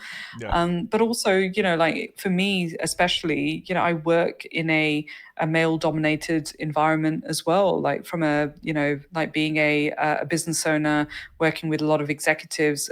Most of them are like I say this with a very light touch, pale stale males, and so What is it? yeah, it's Pale there's stale. a lot.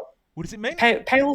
Pale stale male. Yeah, so Okay. old white men. Oh, Yeah, okay. and and that's the thing. I'm almost there. I class myself as middle aged at the minute, but But it's also implying that they're very sort of one track mind, like from like what I've experienced anyway. And so not only am I a female, like obviously a woman playing FPL, but I'm also creating FPL, but I'm also a woman of color. So it's not just a yes, I woman thought playing that. Yeah, FPL, right? yeah, I'm a woman of color playing FPL as well, from an ethnic minority. Whilst sort of we have more than 1 billion people in the country that my family originates from, there's not many of us, female FPL players, content creators who are also Indian origin.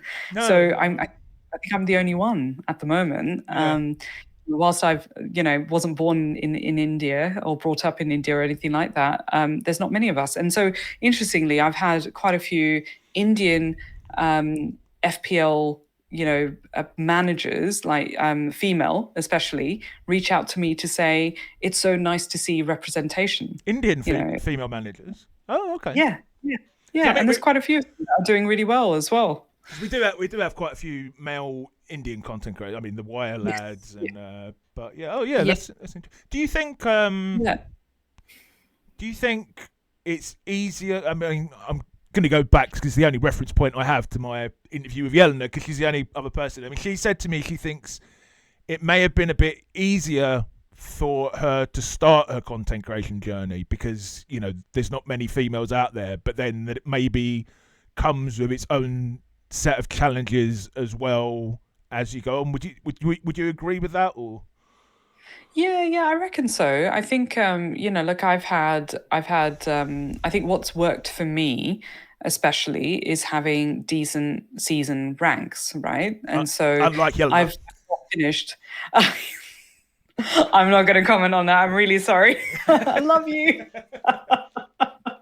But look, I've not finished outside of top 200K so far, and it's my fourth season, and like my first season was 190K, my second season was 2.5K, my third season was 65K, and I'm currently sitting at just under 4,000 right now.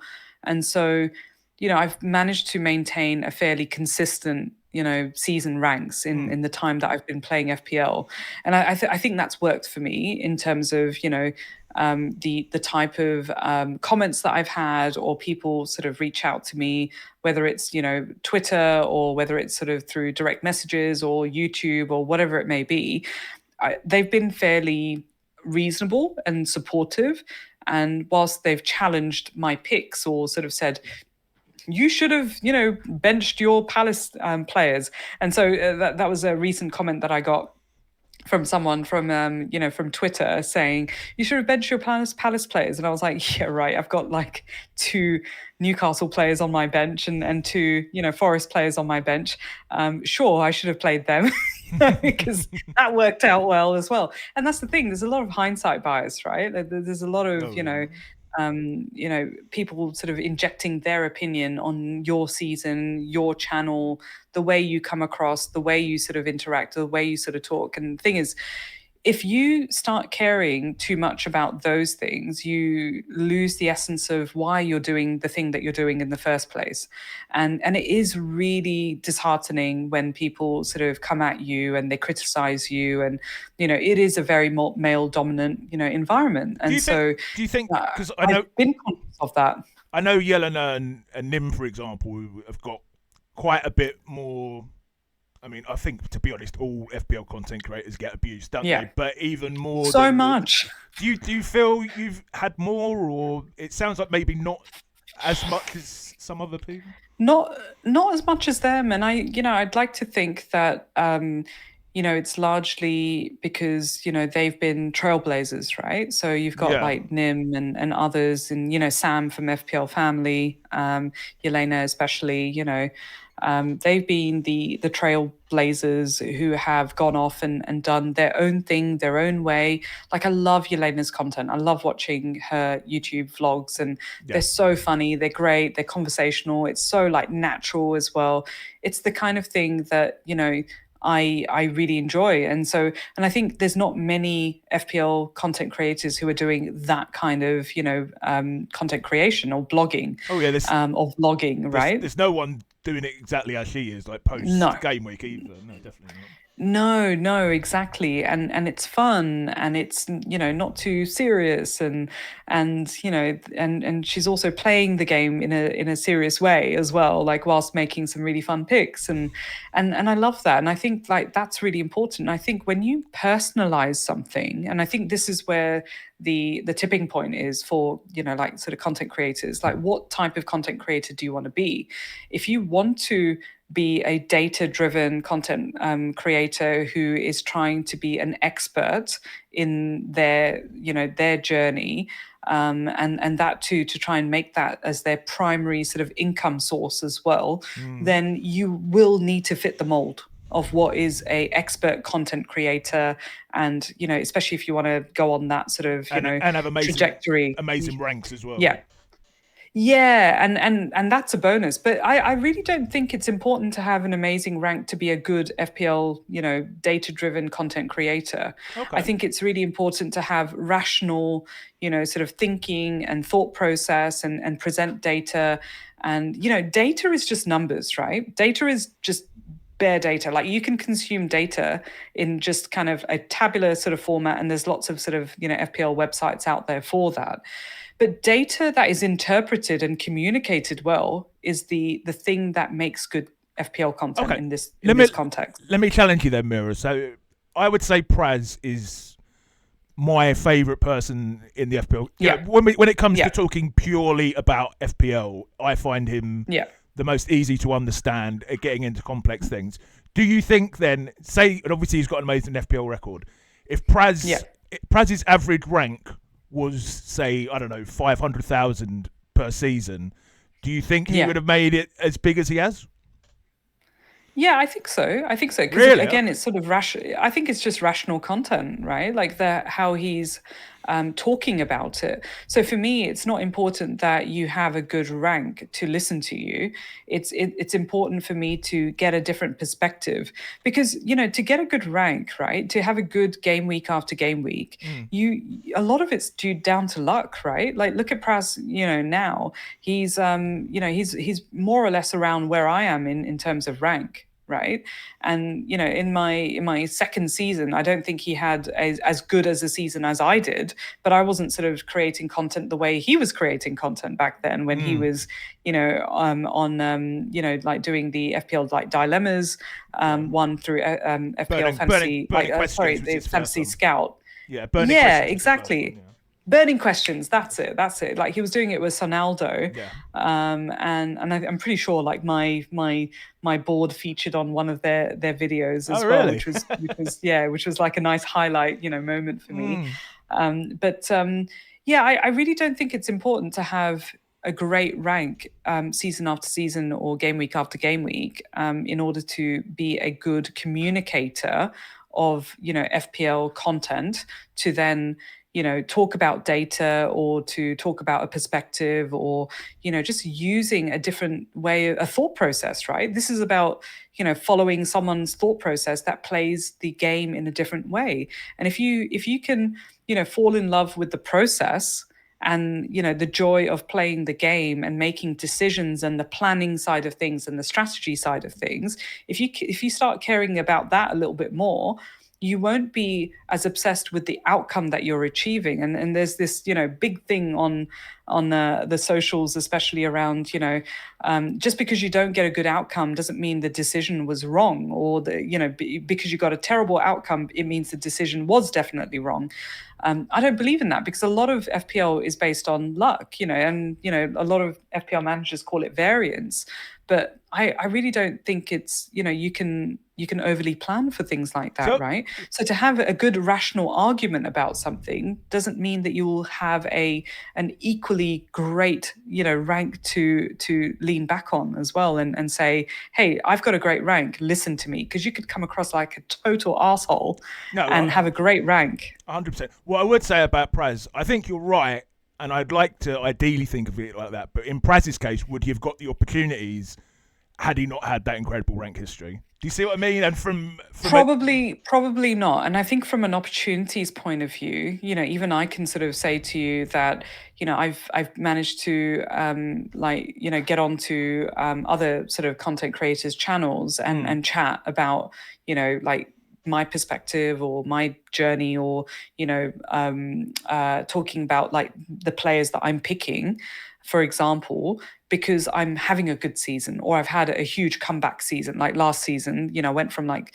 4 million to finishing 65K. wow. And so, yeah, I had like a good 10 game weeks, 15 game weeks in around that sort of 4 million, 3 million sort of mark, and finishing 65K because I changed the way I was playing, right? I need a bit of And that in a so minute, Meera. I'll do my best. But I think it's important to, like when you're consuming FPL content, if you're consuming FPL content, is to get different perspectives. And because you might learn something in a different way, it's just seeing, the picture of the game that you're playing from a different lens. And I think that's really important. So, sort of just to return to the normal script for a minute, but I'll put a female emphasis on this. Usually I ask, what would you recommend anyone upcoming wanting to create FPL content, but perhaps you could tailor the answer a bit if you want towards females. I don't know. Yeah, sure. Look, I would say the advice that I was given was to just start, and I think that's the hardest part, right? Like we can get stuck in the loop of indecision, and and this is where like making a decision of do I want to create FPL content? Do I enjoy FPL? Yes. Do I want to talk about FPL? Yes. Do I want to create content? I don't want it to be hard.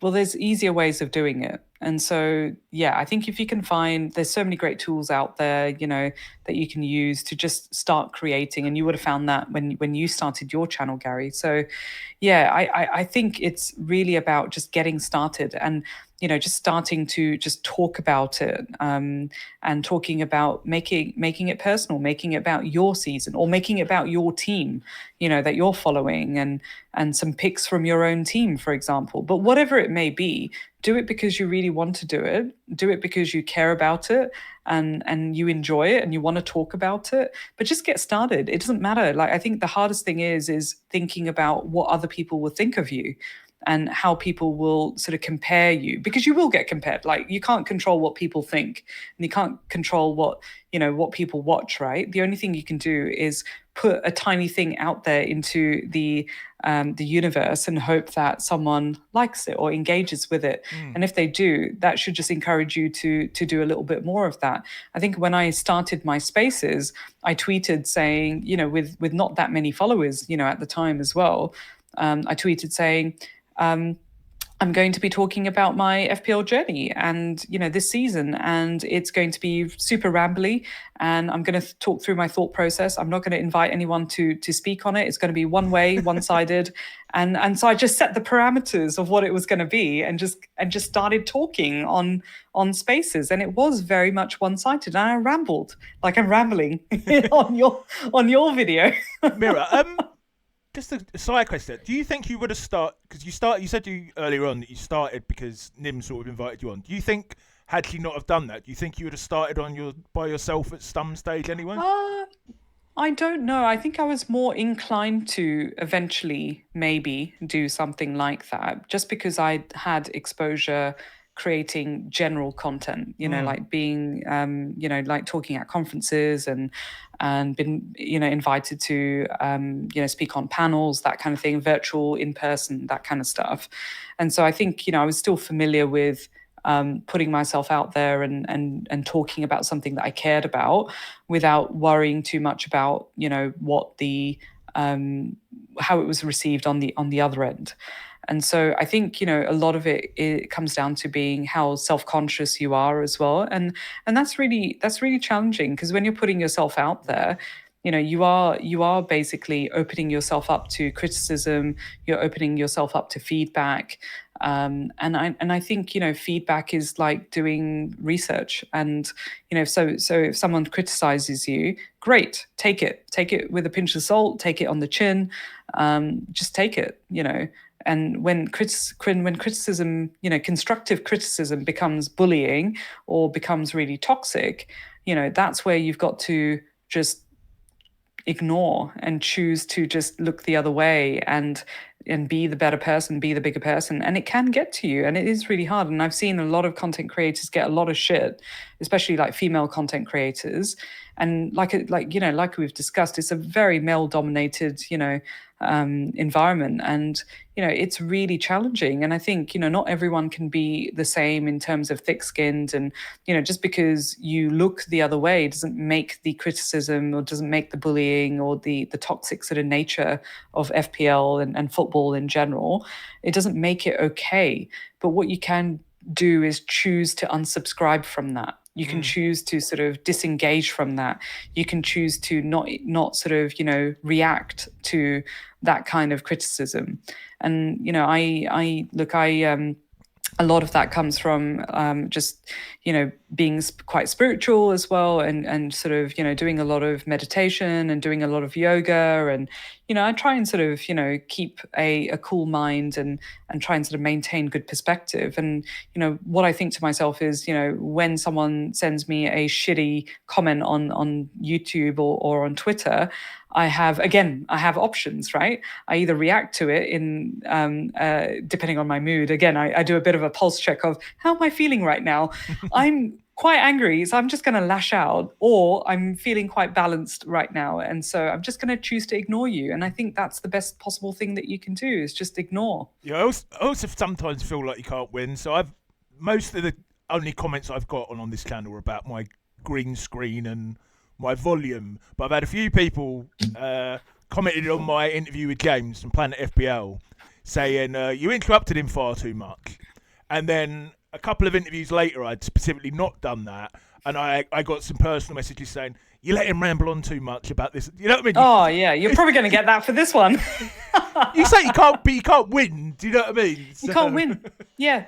there's no pleasing people, and I think that's the thing, right? Like I come from a world where I'm doing I'm like the workplace that I'm working in, and the clients that I'm working in as well. You can't please everyone, No. and so you've got to then go, okay, well, what's the right thing to do? What's like from a strategy point of view, like what is the right thing to do?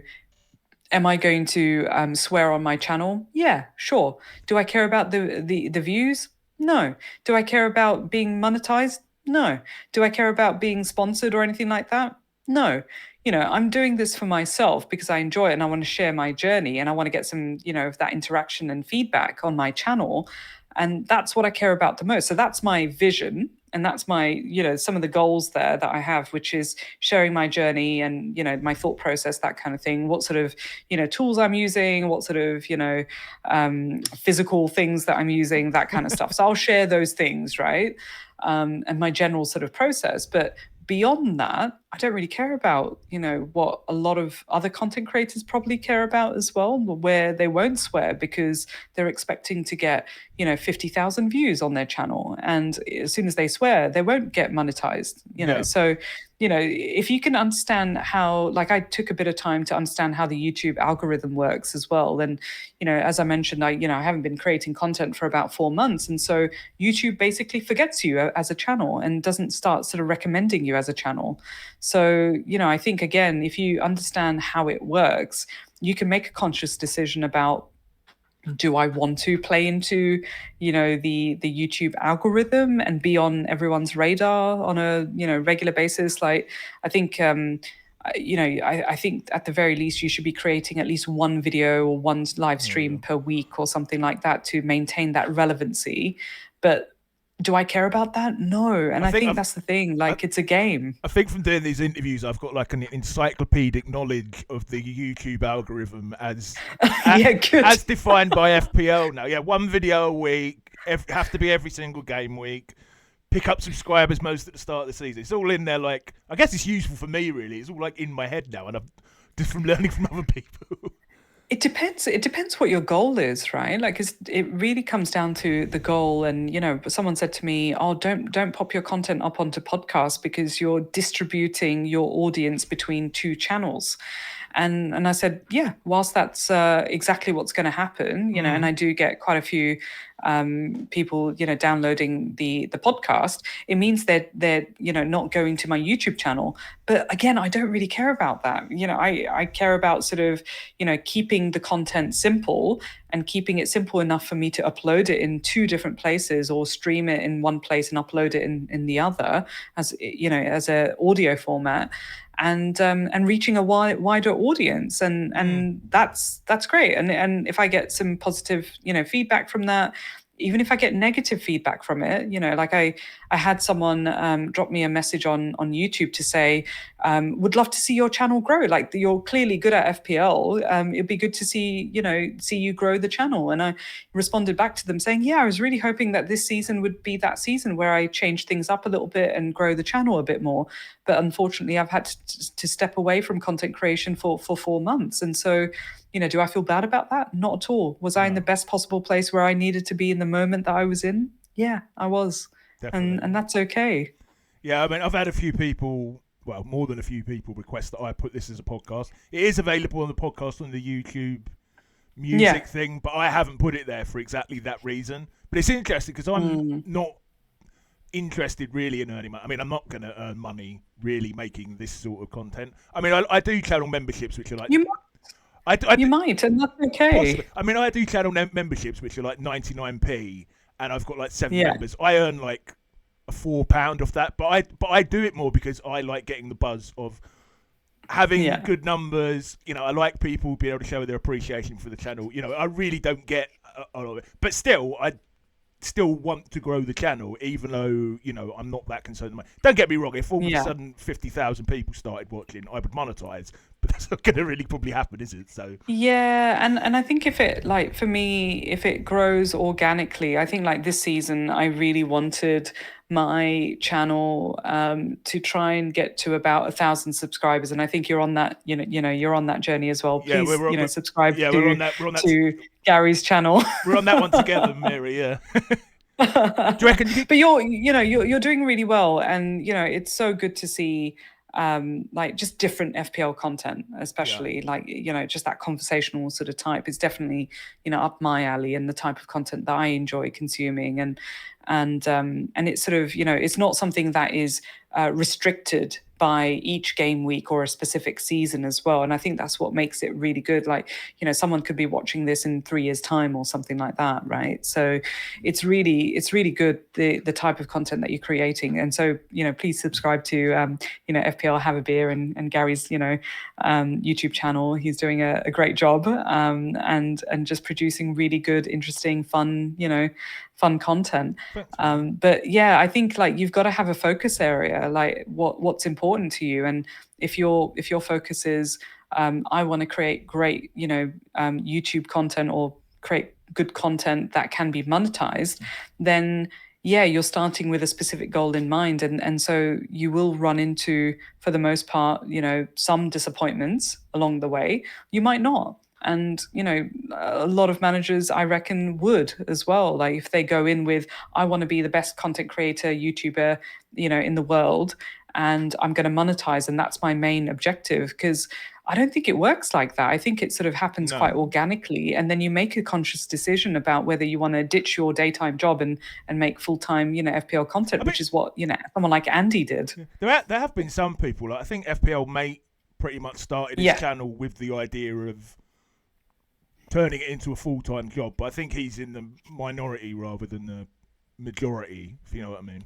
Yeah, and there's quite a few. Like I know Focal, is full time now as well. I think Harry went full time. Andy, is full time as well. And that's the thing. Like if it works for you, that's fantastic. Like for me personally, I have I started a startup 5 years ago, and it's no longer a startup. And I'm really enjoying being a business owner. I've got a great team. We're across two cities at the moment. Would love to open up a third office in Australia. And that's my passion. I love it, and I love what I do for a living. And it's interesting, and I can apply some of the day-to-day sort of workings of that into the game that I play, and that I'm equally enjoying and passionate about. And so yeah, if I can continue sort of making light-hearted, light touch FPL content as a side quest that I'm on, then that's great for as long as I can, and for as long as people tune into my content as well. But that's all it is for me, and I think that's what makes it more enjoyable for me as well, not putting that pressure on myself.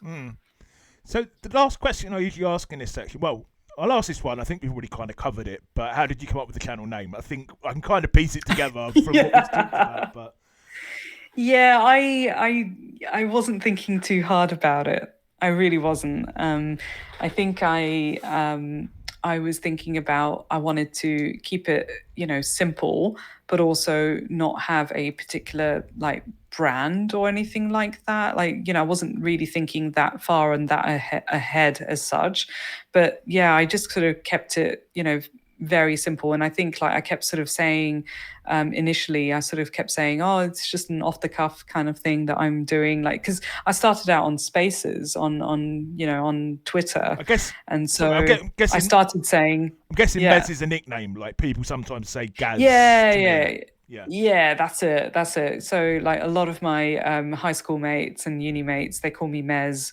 And yeah, that's like the nickname that I've had since I was quite young. And so that kind of stuck. And I didn't want to sort of have I think I put FPL in the handle because I noticed everywhere FPL was in most people's handle. Yeah, and so I've had a separate sort of Twitter account, which has been my professional kind of Twitter account and everything. And I didn't want to start posting FPL content on my work related Twitter account that I have. Yeah. And so, which I don't really use that much of in recent sort of years. But when I was starting on my FPL journey, I was still active on my other Twitter account, and so I started, FPL Mez and 8, because I think FPL Mez belonged to someone else who's not posting, and so I was like, oh, okay, I'm just going to stick a number 8 on there because I like the number 8 and because of Stevie Gerrard, and so I stuck a number 8 on there. Didn't think too hard about it. And then when I started the spaces, I kept saying, this is really just a one-sided, impromptu, off the cuff kind of content. And so if you enjoy it, let me know, leave me a comment, that kind of thing. And so I kept saying it's off the cuff, like what I'm doing, it's very off the cuff. And so Yeah. that stuck. And I was chatting to a couple of friends, like I think in the Australian community, and they were like, why don't you just call it off the cuff? And I was like, yeah, why not? And so I didn't spend more than about 10 minutes making the logo. Just wrote off the cuff, and put a microphone on there, put my name on there, and that was it, and it stuck. So the last question in this section before we move on to talk about FPL mental health, and I always guess the answer to this one. Can I call you Mez?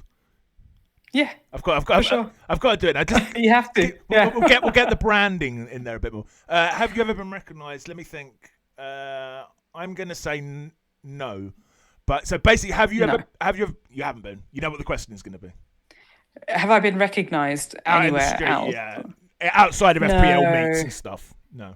No, not at all. I mean, Australia barely sort of follows That's or plays, like FPL, and so not around here, at all. And I think my only comment that I can make in regards to that sort of particular question is when I went to FPL meets in London, and that was back in 2022.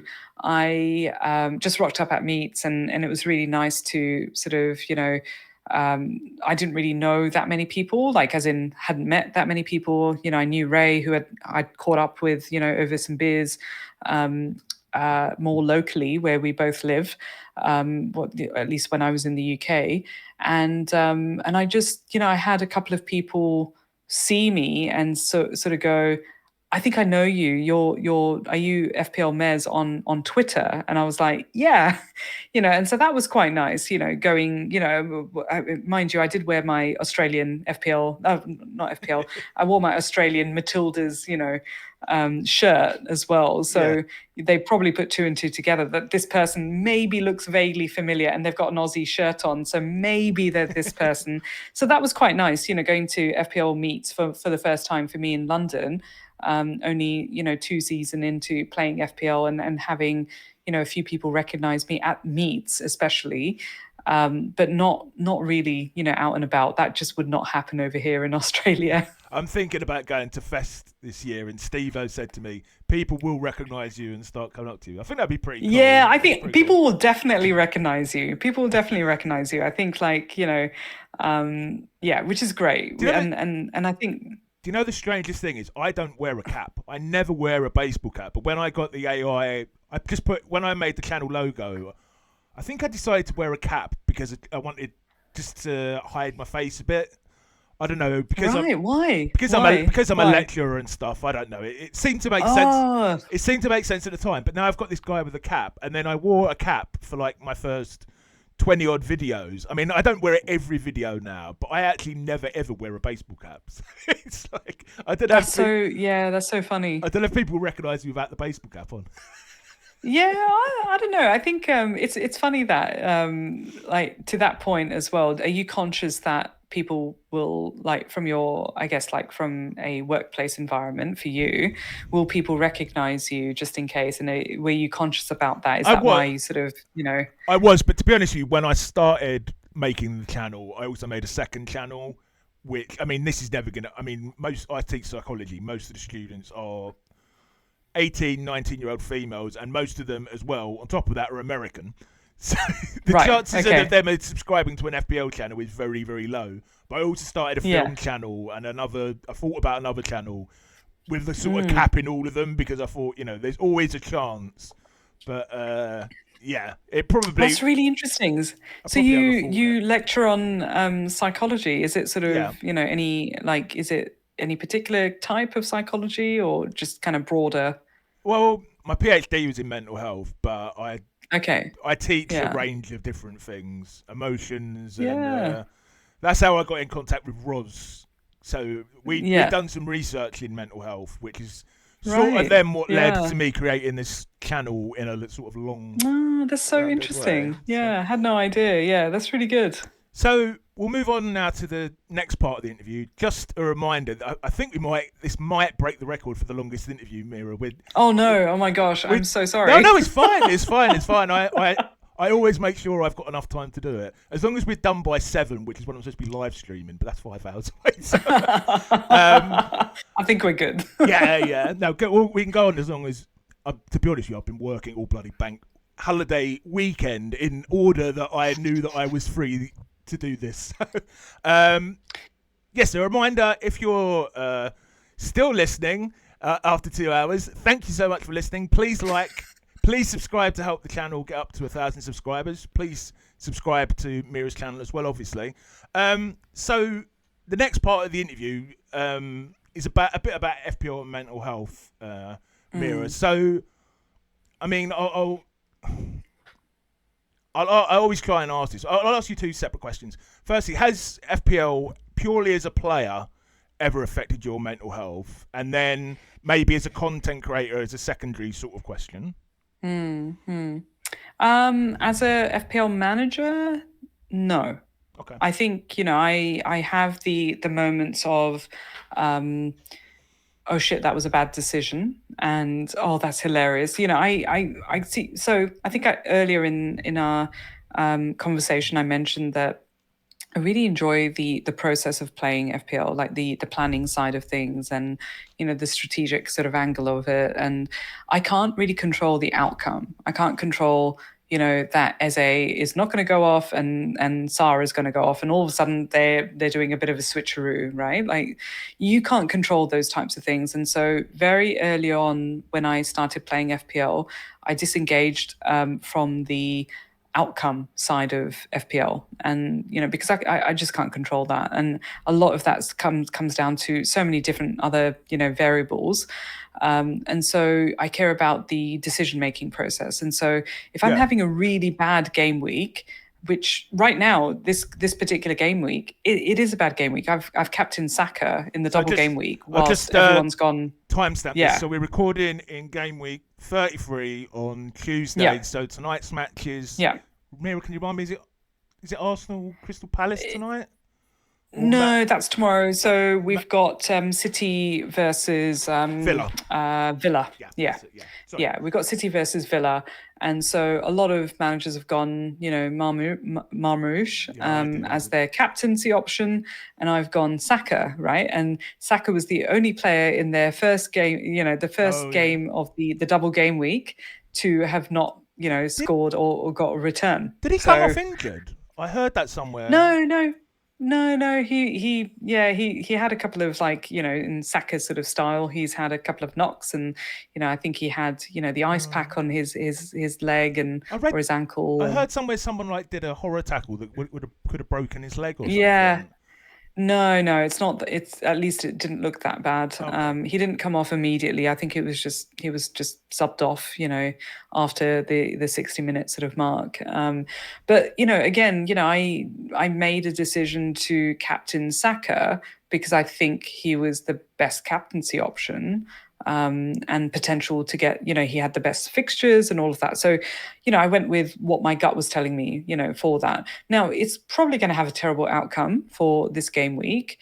And that's okay. I'm okay with that because, from a thinking process or the strategy side of, the decision making, I don't think I made a bad decision. Was it a bad outcome? Yeah, it was a bad outcome, and that's okay. But you can't sort of in hindsight say it was a bad decision because it's hindsight, right? And so if you can look to the future and work out that Saka's probably not going to be the best player to captain, then you're probably not going to captain. But we don't have that, right? Luxury. So I try not to get too tied up in the outcome side of FPL. That's basically I'm looking at FPL as a one big experiment. Each season is one big experiment. I triple captain Haaland in game week 2. Did I know that was going to go well? No, I didn't. But it was a risk I was willing to take because it was fun and, it felt right in that moment. And so if I obsess over, the outcome and from a mental health point of view, I feel like I'm in a better place because I'm not obsessing over that outcome. And if I sort of, the thing that I would obsess over and the thing that would probably bug me from a mental health point of view is if I said to myself, I'm going to captain Saka, I'm going to captain Saka, I'm going to captain Saka this game week. And then someone at the 11th hour convinced And me to go and switch, yeah. captain another player. Yeah. I would be annoyed at myself for doing that if the outcome ended up being, that Saka had a massive haul and the other player didn't, Yeah. right? But yeah, and this is where like you've got to play you've got to play the game your way. You've got to, I get it's so funny. I will post up my team on Twitter, and I'll get loads of like managers respond to it and say, do I do this or do I do that? And I'm like, I can't really answer that for you. And I will often reply to that message saying, I can't answer that question for you. It's up to you. Like if you think that Eze is a good captain to have, or if you think, going with Palmer is a good option for you, then you should do that. But look at Mm. it, in the context of your team, your risk appetite, your journey, the players that you want to bring in later. Is that a good move for you this week? I can't answer that because I don't know what you're thinking about next week or the week after. What about as a content creator? Is that having effect? Um, I think it did in my first season of creating content Okay. because I had my second season was a great season. I finished 2.5K in the world. And so because I had a really good, like that one season that I had, done really well. And I thought to myself, I can't probably, I probably won't do that well again. But I started creating content in the season after that, so my third season. And so I don't know, a part of me thought that I could try and replicate or at least try and play in a similar way that I did in my second season and try and, match that kind of level of consistency, that Mm. I had game week after game week in my second season. But I didn't in the third season, and that's when I had started my channel and I started the show and everything. And so, I had a couple of moments of disappointment in the beginning because I'm sharing my journey and I'm having a shit season, being around 3 million, 4 million, that kind of thing. And so I thought, you know what? Let me flip this on its head, and think to myself, you could be having a shit season and still be talking about how you're going and the decisions that you're making and how you might be thinking about changing the way you're playing and changing your perspective on playing FPL as well. And so that's the approach that I took because whilst I didn't continue playing exactly the same way and maintaining a 4 million rank season, I changed it up. And so I threw out all the template picks and I went for, I think at the time I went for Trippier when no one was going for Trippier. I made some, went for Wilson when no one was going for Wilson. And, I just made a couple of, bold decisions and stopped following the herd mentality of the bubbly FPL community that we have, but also the general herd mentality that can form, when you're part of a community like this as well. So, yeah, I started playing differently. And so I made it about, a comeback. And, I called it like, one of my videos was called The Comeback Trail. And it was nice to kind of talk about it from how I went from, a 4 million sort of rank in game week 10 to, 100K by game week, 20 or something. So Sounds in 10 like game weeks, how I turned it around. it sounds like you did your comeback the same season Mark Southern did because the names you mentioned, like Callum Wilson, are Yeah. striking Yeah. a bell in my head. So this is a fairly new question, Meera. So you may not be prepared for this one. What is more important to you in a given game week? How Liverpool do, or how your FPL team does? And so that's the first question. The second one is, does your team's fixture ever affect your FPL decision? So, for example, you don't captain a player playing against Liverpool because you don't want them to do well, even though you might have otherwise. Does that make sense? Yeah, it's a really good question. So for me, how Liverpool do is probably the most important thing. Okay. I think, yeah, look, we only got one goal against Leicester, and that too was seemed to be, very challenging Yeah. at this stage of the season. But I was happy that we got the win, and that we're, that one step closer in winning, winning the title. But in terms of like decisions about like whether I captain a player against my own team, I've gone against my own team. Mm. I haven't really captained a player against Liverpool because Liverpool are generally a strong team, and so any team playing Liverpool will always sort of be up against it in general. Like even if it's City, I wouldn't even captain in previous seasons Haaland against Liverpool because that's a really tough fixture. So I'm taking like the bias, I guess, out of the equation when I'm Yeah, playing it's the best. FPL. I think it's the best way to do Um, it. yeah, but it doesn't stop me from picking Liverpool players in my team. So I'm probably a bit more biased towards picking Liverpool players in my team in previous seasons and this season, especially. I had Trent in my team for a very long time and perhaps a little bit longer than what I probably should have had. I had Quanta in my team as well at the beginning of the season Oh because it yeah, was like yeah. a way in, to the Liverpool defence. And even now I'm thinking about, my free hit 34.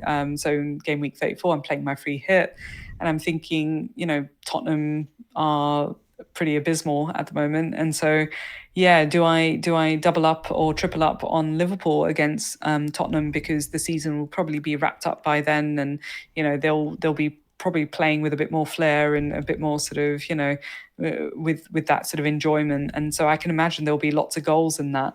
And so yeah, my bias is sort of suggesting have more than one Liverpool player that and so Salah's not going to be cutting it.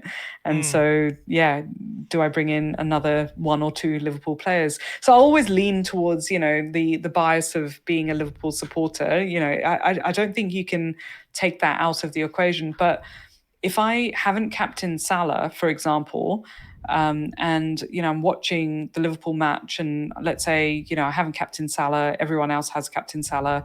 It's really difficult to watch that match, especially from a as a unbiased FPL manager, but as a Liverpool supporter, it's really challenging to watch that. But I'm watching it and I'm enjoying it because Liverpool are winning, and so yeah, I think it'll always be my team, the as a fan first. FPL came much later. I was a Yeah. Liverpool fan when I was, under 10 years old. The most interesting answer I've had to that one, you probably haven't watched it yet. It's Baker. It would have been a few interviews ago after this one. He didn't. Yeah. He didn't have any Arsenal players, Chelsea players, Liverpool players for the first 10 years he was playing. I think basically Oh my gosh. until they started above average. Yeah, actually, you know what? Like, I will mention that I've got obviously I started playing FPL thanks to my family, and it was the family FPL league, and it's funny because that is probably the most important league that mini league that I'm part of, and I remember Yelena sort of mentioning that about her sort of work, FPL league, and she's still sort of part of that and, as well after sort of leaving the place she was working. But yeah, my family league is probably the most important league for me.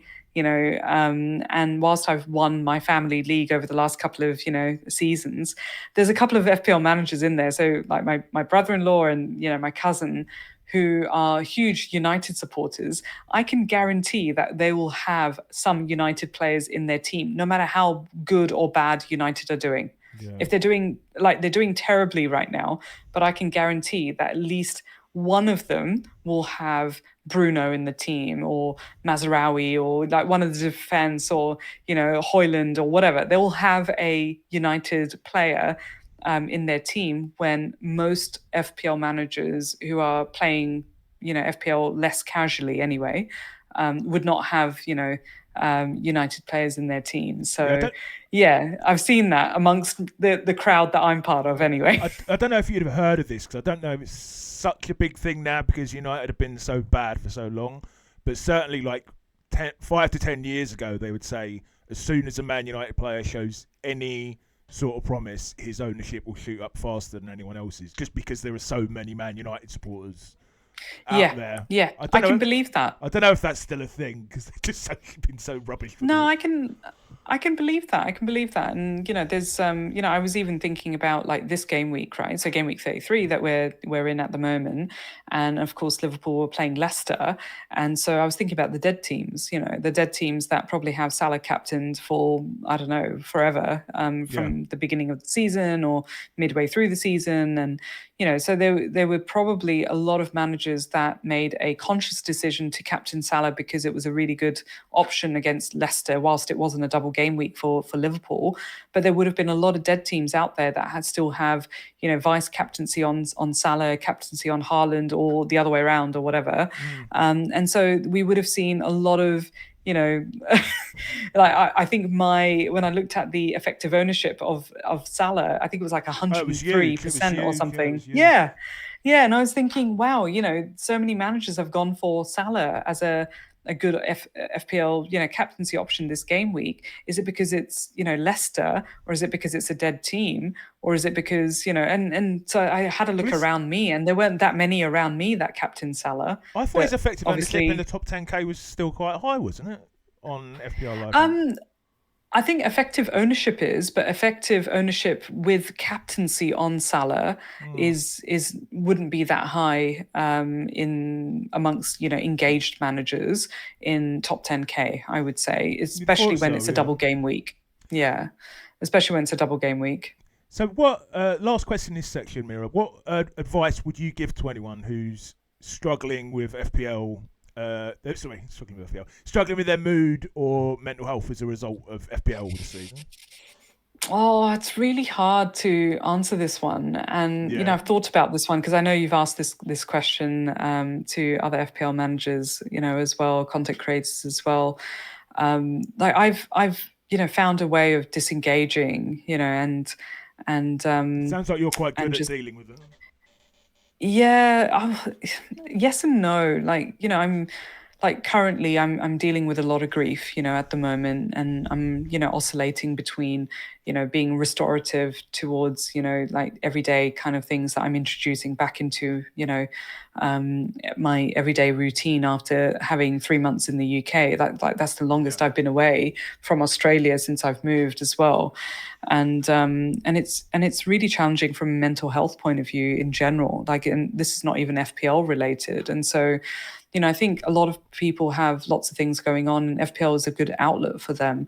And I think it's really challenging to answer that question because, it depends how much you hang off of something like a game like FPL, right? Like for me, it's a good distraction from my, everyday life and routine and work, and more recently, losing my father.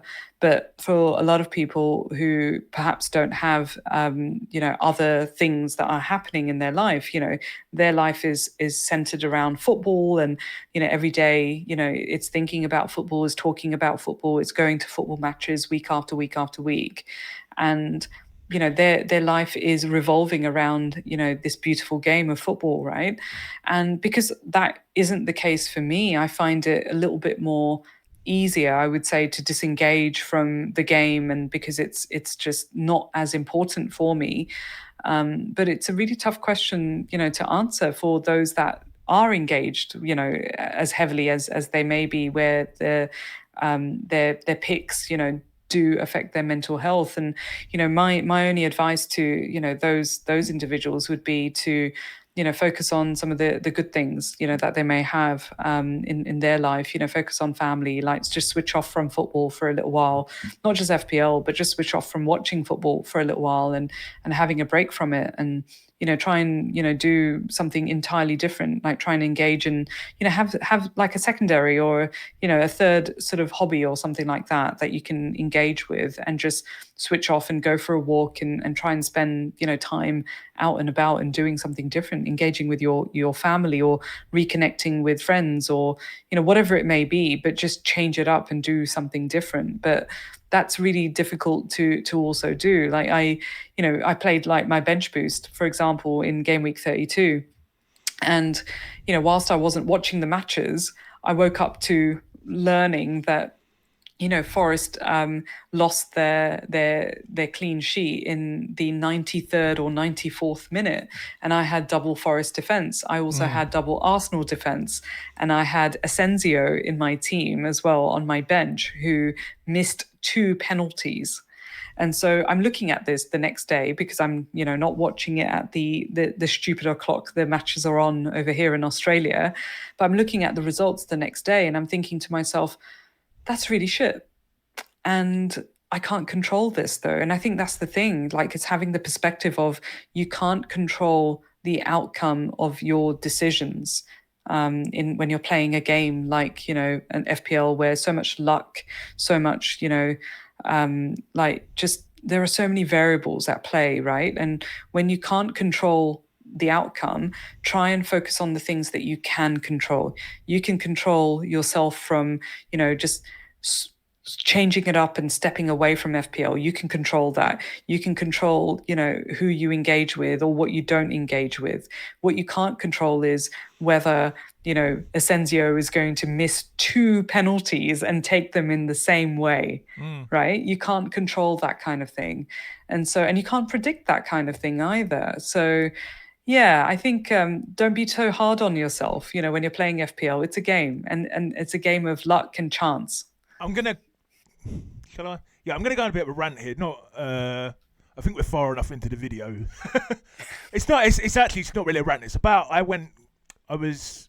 When you said to me yesterday about maybe wanting to talk about grief and how you play FPL. So we did a paper, me and the group, research group that I'm in with Roz, which we hadn't looked into yet. Is like what motivations for playing fantasy football are most linked to the most negative outcomes.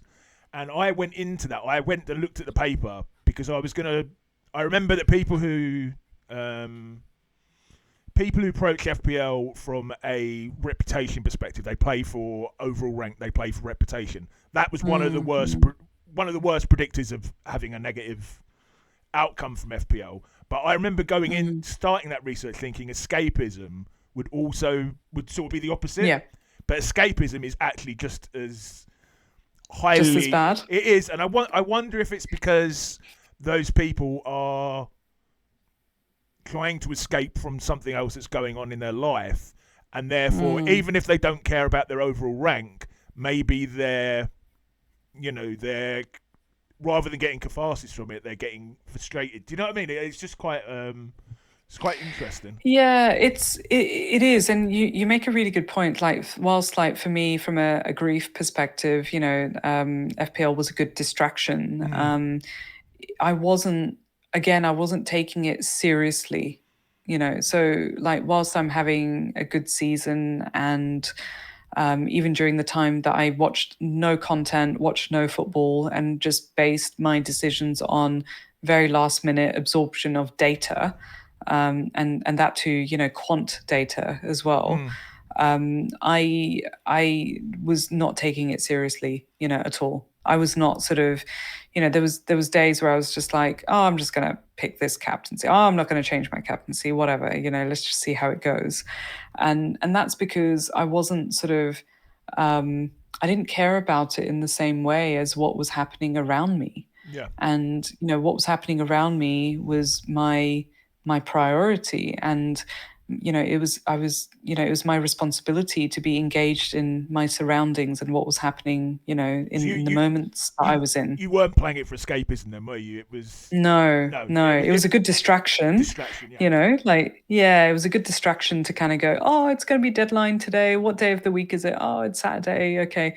It's the deadline. And obviously for me, it was also getting used to being in a different time zone, or being back in the UK time zone, and deadlines being at a particular time. And there was I think I missed a deadline that was on a Friday, and did I care? No. And this is also noting that I was having, I think back in game week 15 or 16, I think I was still doing really well. I was like 20k, 15k, that kind of thing. So it can go either way. Like, I think perspective is really important, and for me, I was able to sort of carve out, or compartmentalize that this is a game, and it's a good escapism for me, like to just get distracted and play something and look at something different on my phone and not some of the symptoms that my dad was having, was Right, right. was a reflection of like what I was going through.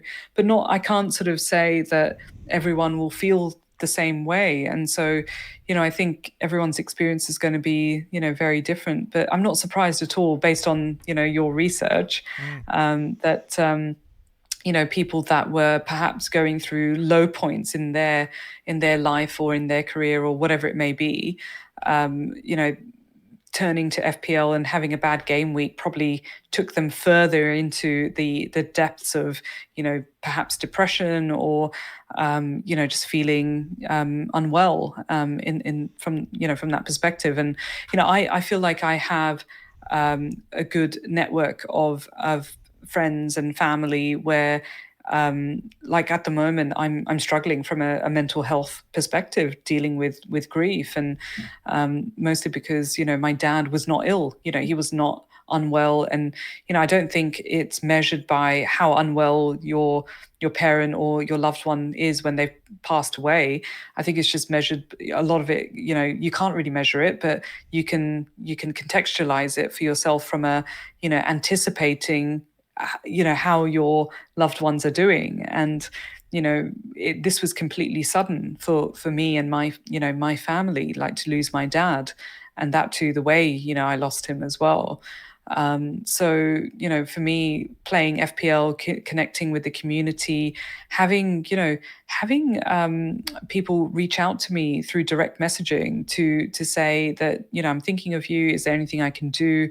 I'm not going to call out any sort of specific people, but I've had a few people even who've come on your channel, who reached out to say that I'm quite local to where you are. If there's anything I can do, let me know and I'll help you out. It's not a problem, and that's so nice and really kind that the community can rally around each other and be kind to each other as well. And so I think a lot of what you put out there is what you also receive as well. And so yeah, I think like from a mental health perspective, it is a challenge, and I can see it. I can see it unfold when I'm looking at my feed, and I'm seeing a lot of, Oh, yeah. content creators, yeah, getting a lot of shit and a lot of flack, and that too by people that I'm also connected with, right? And I feel quite conflicted by that as well, because I don't have an issue with a couple of people that have perhaps being toxic in the FPL community. At least my sort of interpretation of what toxic could look like, or just calling out things, and that could be interpreted as being toxic, right? And I'm looking at that as a third party in that, right? And so again, I'm looking at it as I can't really control the situation. I'm not going to just immediately disengage from one or the other because they have issues with each other. It's not my problem to solve, and it's not my argument to get involved in either.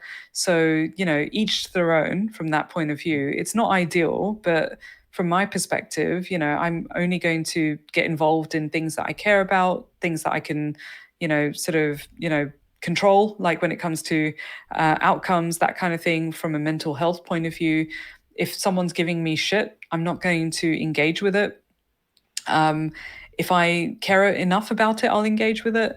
If anyone's giving shit to people that I care about and I think that it's, unfair, I will get involved, if I think it's reasonable for me to get involved, but in the most respectful way, in the most logical way, and using my IQ for it, not sort of because I'm just going to say, well, you're shit and you're dumb, because that's not the type of person I am. And I've got to think about that, like what sort of person I'm being and projecting out into into the community as well. Meera, I'll tell you a random one again because we're quite deep into the video here. Probably, he's not named on his channel, but probably the most toxic person in the community is a big fan of Trigger Lips, and Yeah. Trigger Lips content.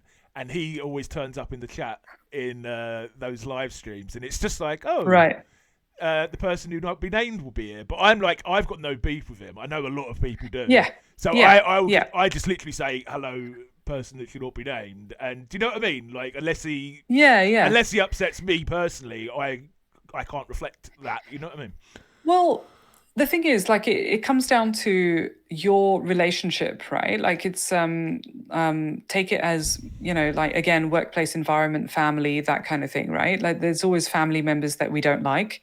There's always going to be workplace environment people that you don't like engaging with, and there'll be others that dislike people that you like or you don't really have an issue with because they've not done anything to you, Yeah. as well. And so you've got to treat each relationship independently, Yeah. as independent as you can, unless you think it's sort of without reason as well. Like if you think it's in reason, then fair enough. But if you think they're lashing out at someone that you care about as well, and it's unreasonable, then I think it's your responsibility to say something to that person, especially if you get along with that person as well. And I've done that. I've done that with, people in the FPL community where I've gone, well, I think that's really unreasonable, but, take that as you will. I don't really care. I've got. I'm just going to say it how it is. I think I've got a pass from the person who should be named because I've invited him. I purposely invited him onto the channel to express some of his grievances, and of course he said no. And I think he's scared if he ever says anything about me, I'm going to ask him on again. That's my. And that's and that's the thing. Like I honestly, I think, yeah, I try not to think too hard about like, what will other people think if I bring them on my channel, or what will other people think if I call out that they're in my stream? I'll just call out if they're in there. And for instance, like I'll give you a quick example. Like someone who loves to sort of put fake kind of content out there Oh, I and know the changing lad. their I know the handle, lad. and you can Yeah. change, you can guess, right? And look, I'd like to say that he's a good friend, and he was The one of lad the that got people banned that from Twitter a couple of months ago, many a times. and appears on Juice quite a bit. Yes. Yes, yeah, I know. Yeah, I know. But look, he's a good friend, and I want. he'll He's on. he He's on my reached out list. a lot. He's on my list to get on air mirror at some stage. Oh, you got to get him on, I've got honestly. yeah. And he's turned up on my streams a few times, just kind of saying things like "so and so is not going to start," and I'm just like, "Can you not do that?" And I'll just call it out. But the thing is, I know FPL managers who really don't like him, and I know but from my perspective, I'm like, he's just doing something that fits with his persona, who he is, and it's for fun. And yes, people will take that as him being toxic, and people will have issues with that. Yeah. But that just means that you block that person, you don't subscribe to what they're doing, you just kind of steer clear of that, right? You're always going to run into people like that. You can't just sort of go, oh, I'm going, you be gone with the, get out of the FPL community. It doesn't work that way. You can't choose, you don't choose who you work with, Yeah, and you don't choose who you're born, born, which family you're born into, right? You're just going to end up with people like that around you. Yeah, to be fair, I actually can't remember the person's name. But he's never. I don't think we've ever discussed him on the channel before. But I mean, my opinion on that in general would be if you're going to take team news off an account you've never seen before on Twitter, more for you. Basically. Yeah. Yeah, well, that's what I mean. So it's like, well, okay, and if you're pissed off about that, just take it on the chin. Like if you've fallen, you've fallen into, yeah, like you fall into the prank and you succumb to whatever team news or whatever has been put out there. And I'm in group chats and things, and they've said things like, oh yeah, so and so said blah blah blah, and I then went and changed my captaincy. I'm like, are you serious? But okay, sure, like you did. And that's the thing, you had a choice, and yeah it's not ideal, but you've got to sort of go, you got to take it with a pinch of salt a little bit as well. No, and there's no, unlike the other person we were talking about before, there's no malicious really in that, is it? It's just a prank. I think it's very different. It's a very different sort of thing. You know what I mean? That's right. That's right. And I it's like making a decision that, okay, I'm not going to I'm going to engage with other FPL managers on Twitter, and I'm going to post my team, and I'm going to talk about some of the transfer decisions that I'm making. But I'm not going to engage in other people's problems with each other. I'm not going to engage with. I don't have time for that. No. I just don't have time for it, and that's the thing. Like, if you do have time for that, and that's the type of person that you want to be, and you want to call out other people, whether you think that's a good thing or a bad thing or whatever it may be, each to their own. But it doesn't mean that everyone's going to appreciate it. No. And that's also on the receiving end of that. You've got to accept that as well. If someone's saying you've got to grow up and just stop being an asshole, then you've got to take that on the chin as well. You can't sort of go, oh, I'm not being an asshole. Well, yeah, again, it's about perspective. So yeah, I think it is a challenge in the FPL community, and it's almost like you see it and you can either engage with it or you don't engage with it. And I just choose to not engage with it. Yeah. The other thing, just I don't know, we got a complete side rant here. But the other thing, whenever I see anyone, even the person who will not be named, and I see people getting upset, I think to myself, this is a free. Why? It's a free game that means really absolutely nothing in the grander scheme of things. And he's giving some stick to people about it on Twitter. It really, really, really means nothing in the grander scheme of things. You know what I mean? No, and there's always going to be people. There's always going to be people doing that as well. And so, I just think that it's one of those things. Like if you live in a bubble where you're not surrounded by absolute jerks, then wow, good on you. Yeah.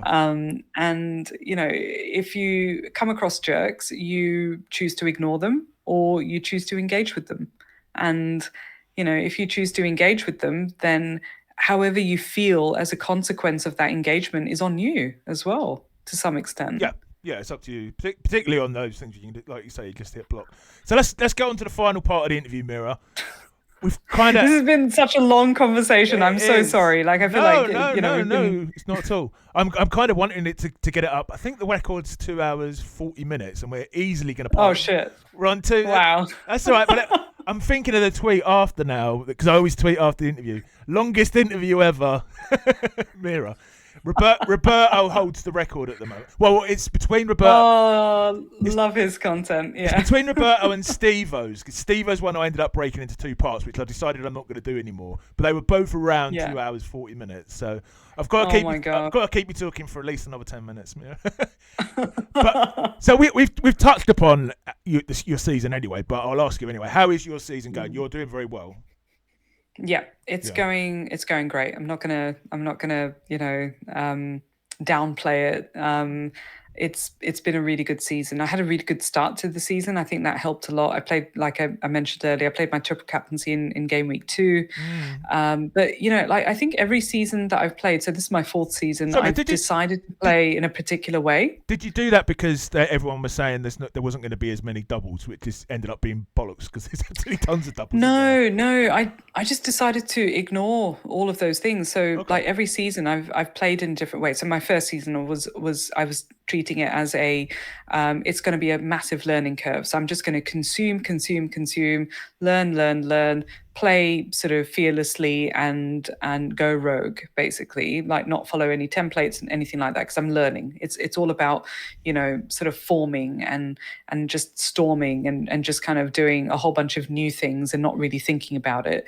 In my second season, I started to conform a little bit and started to declutter on the content that I was consuming, started to think about, making good moves and strategizing a bit more, planning a little bit more, focusing on the process a little bit more, giving it a little bit more time, a little bit more energy, and watching more games as well. So that was, quite challenging, but, I started to do that. In my third season, I thought I'd be able to take all the learnings from my first season and all the good kind of the good rank that I had in my second season and try and replicate that. And I realized that I'm not going to be able to do that. So in my third season, at least a third of the way through, I decided I'm going to take everything I know and throw it out the window and play in an entirely different way because my season is not going well. And so when your season, like in my case, when my season was not going well, I didn't think, let me go back to the basics. I went to, what can I do differently? completely differently to what other people are doing around me, and making a couple of safe picks, and just looking at things from a different perspective. So this season, I decided I'm going to ignore what might be double game weeks. I'm going to ignore when is the optimal. You hear that word so much, right? When's the optimal time to play your chips? When's the optimal time to make certain transfers? Looking at sort of X minutes and X points, and all of that kind of thing. And I've been playing this season purely on, I would say predominantly on vibes, other than the last sort of 4 months where it's been heavily data driven. But I made a decision this season that I'm going to play from I want to have fun perspective, because I've got the top 5K season that I wanted to achieve. And that was in my second season. I finished 2.5K. So then after that, I was like, well, what do I want to achieve? You're spoilt, Meera. Yeah. So I was like, oh, what do I, what's the goal that I want to set for myself? Well, I've done the comeback from last season, and I finished in the top 100K still, despite having a shit season. So what do I want to do this season? And I was like, you know what? I'm going to play my wild card eventually and play my bench boost immediately. And that will be different from the previous seasons. I'm going to, play my chips in a unconventional template, not so templatey sort of approach to how others are playing FPL. And so, yeah, I decided to just play a little bit more from what feels like a good pick, and just not really going for the typical template type of thing. I mean, I'm doing a live stream later, as I said, with Trigger Lips and FPL Tom. I don't know if you know FPL Tom. And Yeah. We're all on free hit, and they've sent me their drafts for the screenshots later, and they're already looking pretty much the same. Yeah, not identical, but I bet you by the end of the week they probably will. Yeah, and I think that will be the case, right? That'll be the case for the most part. Like, at least I reckon most teams that are on free hit will probably have at least 6 or 7 players that are exactly the same. And then, there'll be a whole bunch of managers that will be going different for the sake of going different because it's a free hit. And then there'll be other managers who will play it super safe and have maybe 8 or 9 players that are exactly the same, and only pick 2 or 3 players that are different. So yeah, it's just the nature of, the trend that I've noticed in the last sort of 4 seasons that I've been playing FPL. But yeah, my free hit at the moment, I think the draft that I made, I'll have a really quick look at it on my phone. But, I think so far the draft that I've made is not typical. Well, I think there's some obvious sort of picks in there. But for instance, I've put Alisson in goal right now. That's what I've got to go. Actually. Yeah. Okay. Great. Yeah. But the drafts that I've been seeing, most they don't have. Leno or someone, haven't they? Yeah. Yeah. Exactly. And I'm thinking not having 2 Newcastle attackers. And my question to you is, do you think it's smart going 2 Newcastle defenders this week? Well, because that's kind of what I'm thinking right now. I can only answer with my own free hit, which I think I've got Livramento and Trippier in. I think I actually wanted Shah and Trippier, but I couldn't. I was like 0.5 off, and then I've got Isaac, obviously. I mean, I'm seeing lots of people putting Gordon. I mean, I think I've seen one draft which was triple Newcastle attack, but I don't know. I fancy the security of a clean sheet at Ipswich more than I do us to score another attacking 4 or return. 5. Yeah, that's what I'm thinking as well for this week. I'm thinking going double Newcastle defense, but I know I've seen a lot of drafts with Barnes in there, and I've seen a lot of drafts with Gordon in there, and Jacob Murphy, and obviously Jacob Murphy, yeah.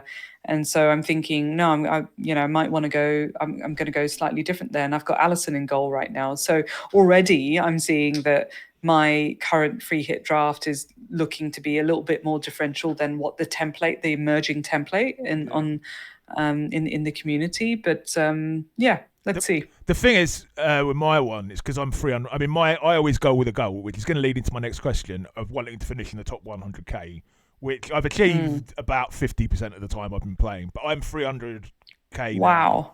I'm 300k now, so I really need to be different. So if my drafts look Yeah. different than everyone else's, I'm not going to look at that as a bad thing. But the next question I was Yeah. going to ask is, what do you think should be considered a good finish for an average, not for necessarily content creators, but for your average Yeah. FPL player? Yeah. Average engaged watches some content FPL player. Top 10k, top 100k. What would you say?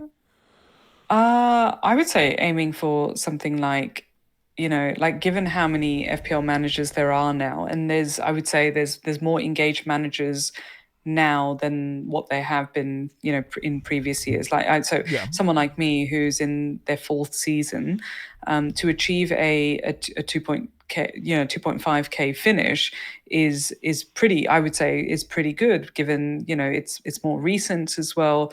And there are more engaged managers. There's more FPL managers in general and more engaged managers in general as well. We've definitely noticed that in the last couple of years. I would say even going as far as like 250k, 200k is probably a really good season as yeah, an average, FPL manager, an engaged average FPL manager. I think aiming for something like that is really good given how many players there are. I think that's changed over the years, right? Like if you speak to someone that has been playing for more than 10 years, they'll probably say, top 10k was the thing, or top 50k, or that was the thing, right? And I remember watching content earlier on my FPL journey, more than 4 years ago now.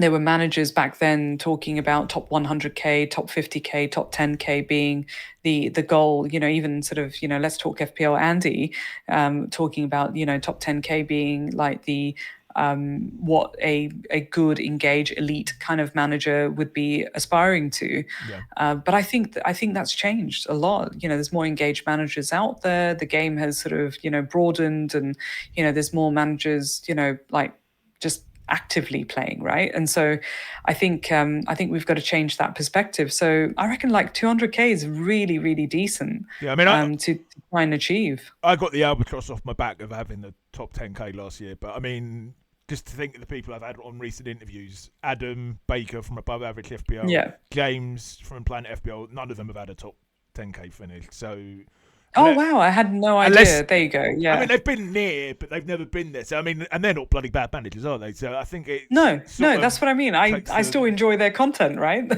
yeah, no, 100%. I had a thought coming to my head then, but it's left.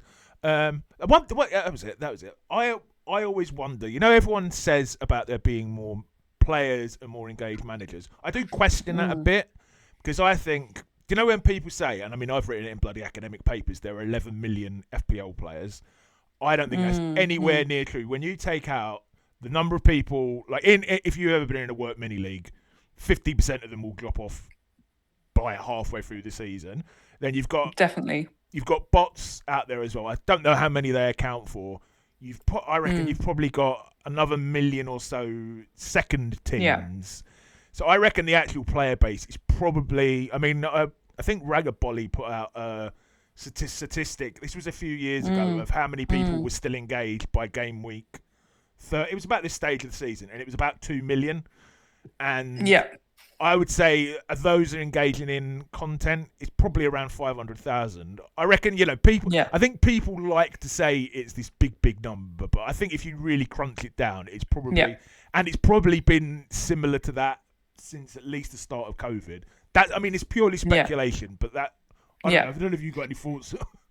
No, I would agree with you. I think that's what it realistically is. And so when you take out all of those managers from the Yeah. equation, right? So we talked about perhaps the unengaged manager or the ghost teams, Yeah.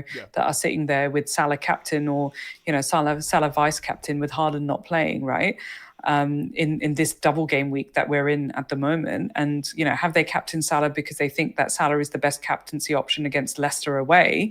Or is it because they've just not changed their team, right? Yeah. So if you take all of those managers out of the equation, then yeah, sure, like you're probably talking about 2 million players also that are, engaged and changing their team at least once every few game weeks, right? Like, and you can tell when, thanks to Ragabolly and Live FPL, where you can look down the list and sort of see how many free transfers they've got. And if week after week they've still got 5 free transfers, then you know that they're not really making any.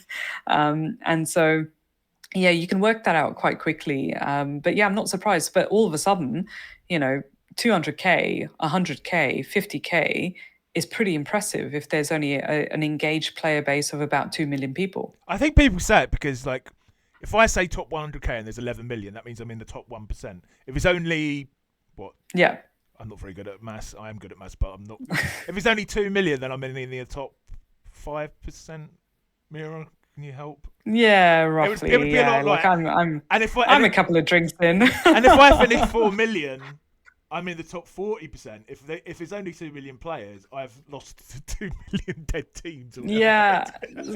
Yeah, I just feel like it's the narrative that makes you feel good and better, Yeah. as well, like in terms of who you're talking to, right? Like I think someone, a popular FPL content creator, was getting a lot of flack on their Blue Sky or something like that. I think when Blue Sky started, I think they tweeted, or they sent a Blue Sky message saying something along the lines of, I've had 5 top, 10k finishes or something like that, and someone pointed out to them that, yeah, your 5 top 5, your 5 top 10k finishes were 7-8 years ago, Yeah, and I mean, so to be the fair, player base was smaller, yeah, I mean, so players like Abdul FPL Salah I had on recently and Trigger Lips, they will be yeah. they have got 4 top 1. I don't know if those are the people you're talking about, but they're quite open about the No, fact. no, no. I was talking about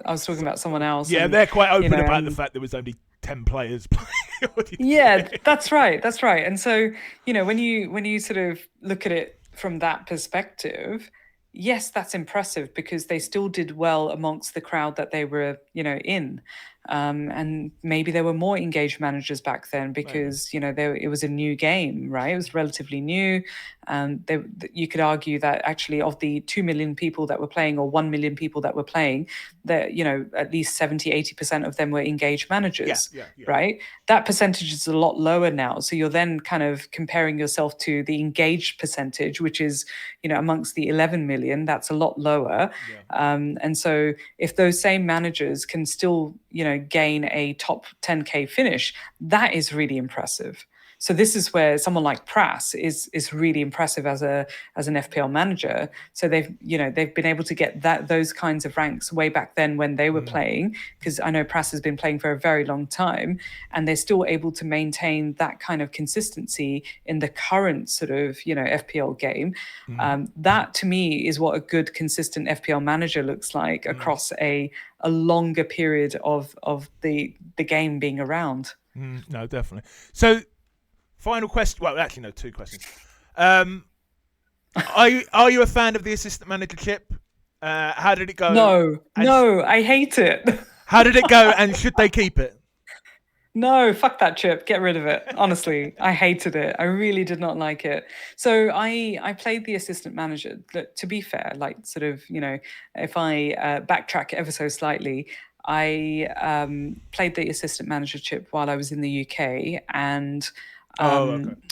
I think I just wanted to get it out the way as well. And so I saw that Liverpool had a decent, fixture run, and so I thought, you know what, I'm going to put it on Arne slot and just leave it there. I didn't even want to use a free transfer to shift, the assistant manager on another assistant manager. I He think did that's all the thing that right. I don't like about it. Like, why do you have to use a free transfer for it? Yeah, but he did all right. I mean, I had him for 2. I did Yeah, switch. he did good. I did Yeah, switch to Glasner in the final week, but I had him for 2. yeah, You just don't like it, though. yeah. No, I just think that I think those that did. I think it requires a lot more strategizing, and for someone like me, under the circumstances and the situation that I was, experiencing, I could not put that energy or time into it whilst having a really good season still. I just could not give it that level of energy to, work out which manager to put it on, to calculate, bench bonus kind of thing. Oh, sorry, not bench, table bonus stuff Yeah, as well. yeah. Because there was points in that as well. Even shifting managers from, one manager to another, thinking about double game weeks and having it on a particular manager as well. those were types of things that I think when that assistant manager chip came out, I was in the thick of it with, family stuff going on. And so I didn't get to learn enough about the chip. I didn't get to just, give it much thought energy to strategize around it. And so all I could think about was, this is a new chip that I'm not really crazy about, because partially I've not had time to understand it, but also I don't want to use free transfers to move around either. So what I did was I just picked a good 3-week, game week fixtures that Liverpool had and put it on a slot and just hope for the best. And it worked out okay. Obviously, some managers did really well. Do I regret that? Not at all. I'm sitting at, in that 5K mark right now with 5 game weeks to go. And that will probably fluctuate loads, I'm sure. I'll probably barely finish in top 10K if I can manage it. That would be amazing. That would be my aim now. Will I look back at the assistant manager chip and sort of go, oh, I wish I'd sort of, worked that out properly? Probably not. No. So I just wanted to get it out the way. Same with the bench boost. I've not had much luck with bench boost over the years either. And so, I just got it out the way, and I'm glad it's over. And if I can still finish with a good season rank in comparison to last season, then I'm happy with that. Awesome. Okay, last question, Meera. I'm going to check the time. I think we're over. We're on a record. I think we're over. Yeah, we're on a record. It's been almost 3 hours. Coming up. But I've loved every minute, Meera. I've loved every minute. So, final question. I've enjoyed the chat. As well. Thank you, Gary. With a massive FPL expert here, I'd be missing out if I didn't ask. I'm reading this directly from the script. I'd be missing out if I didn't ask for your general tips on how to have a good FPL season. What would be your advice? Just sort of general advice. Don't overthink it.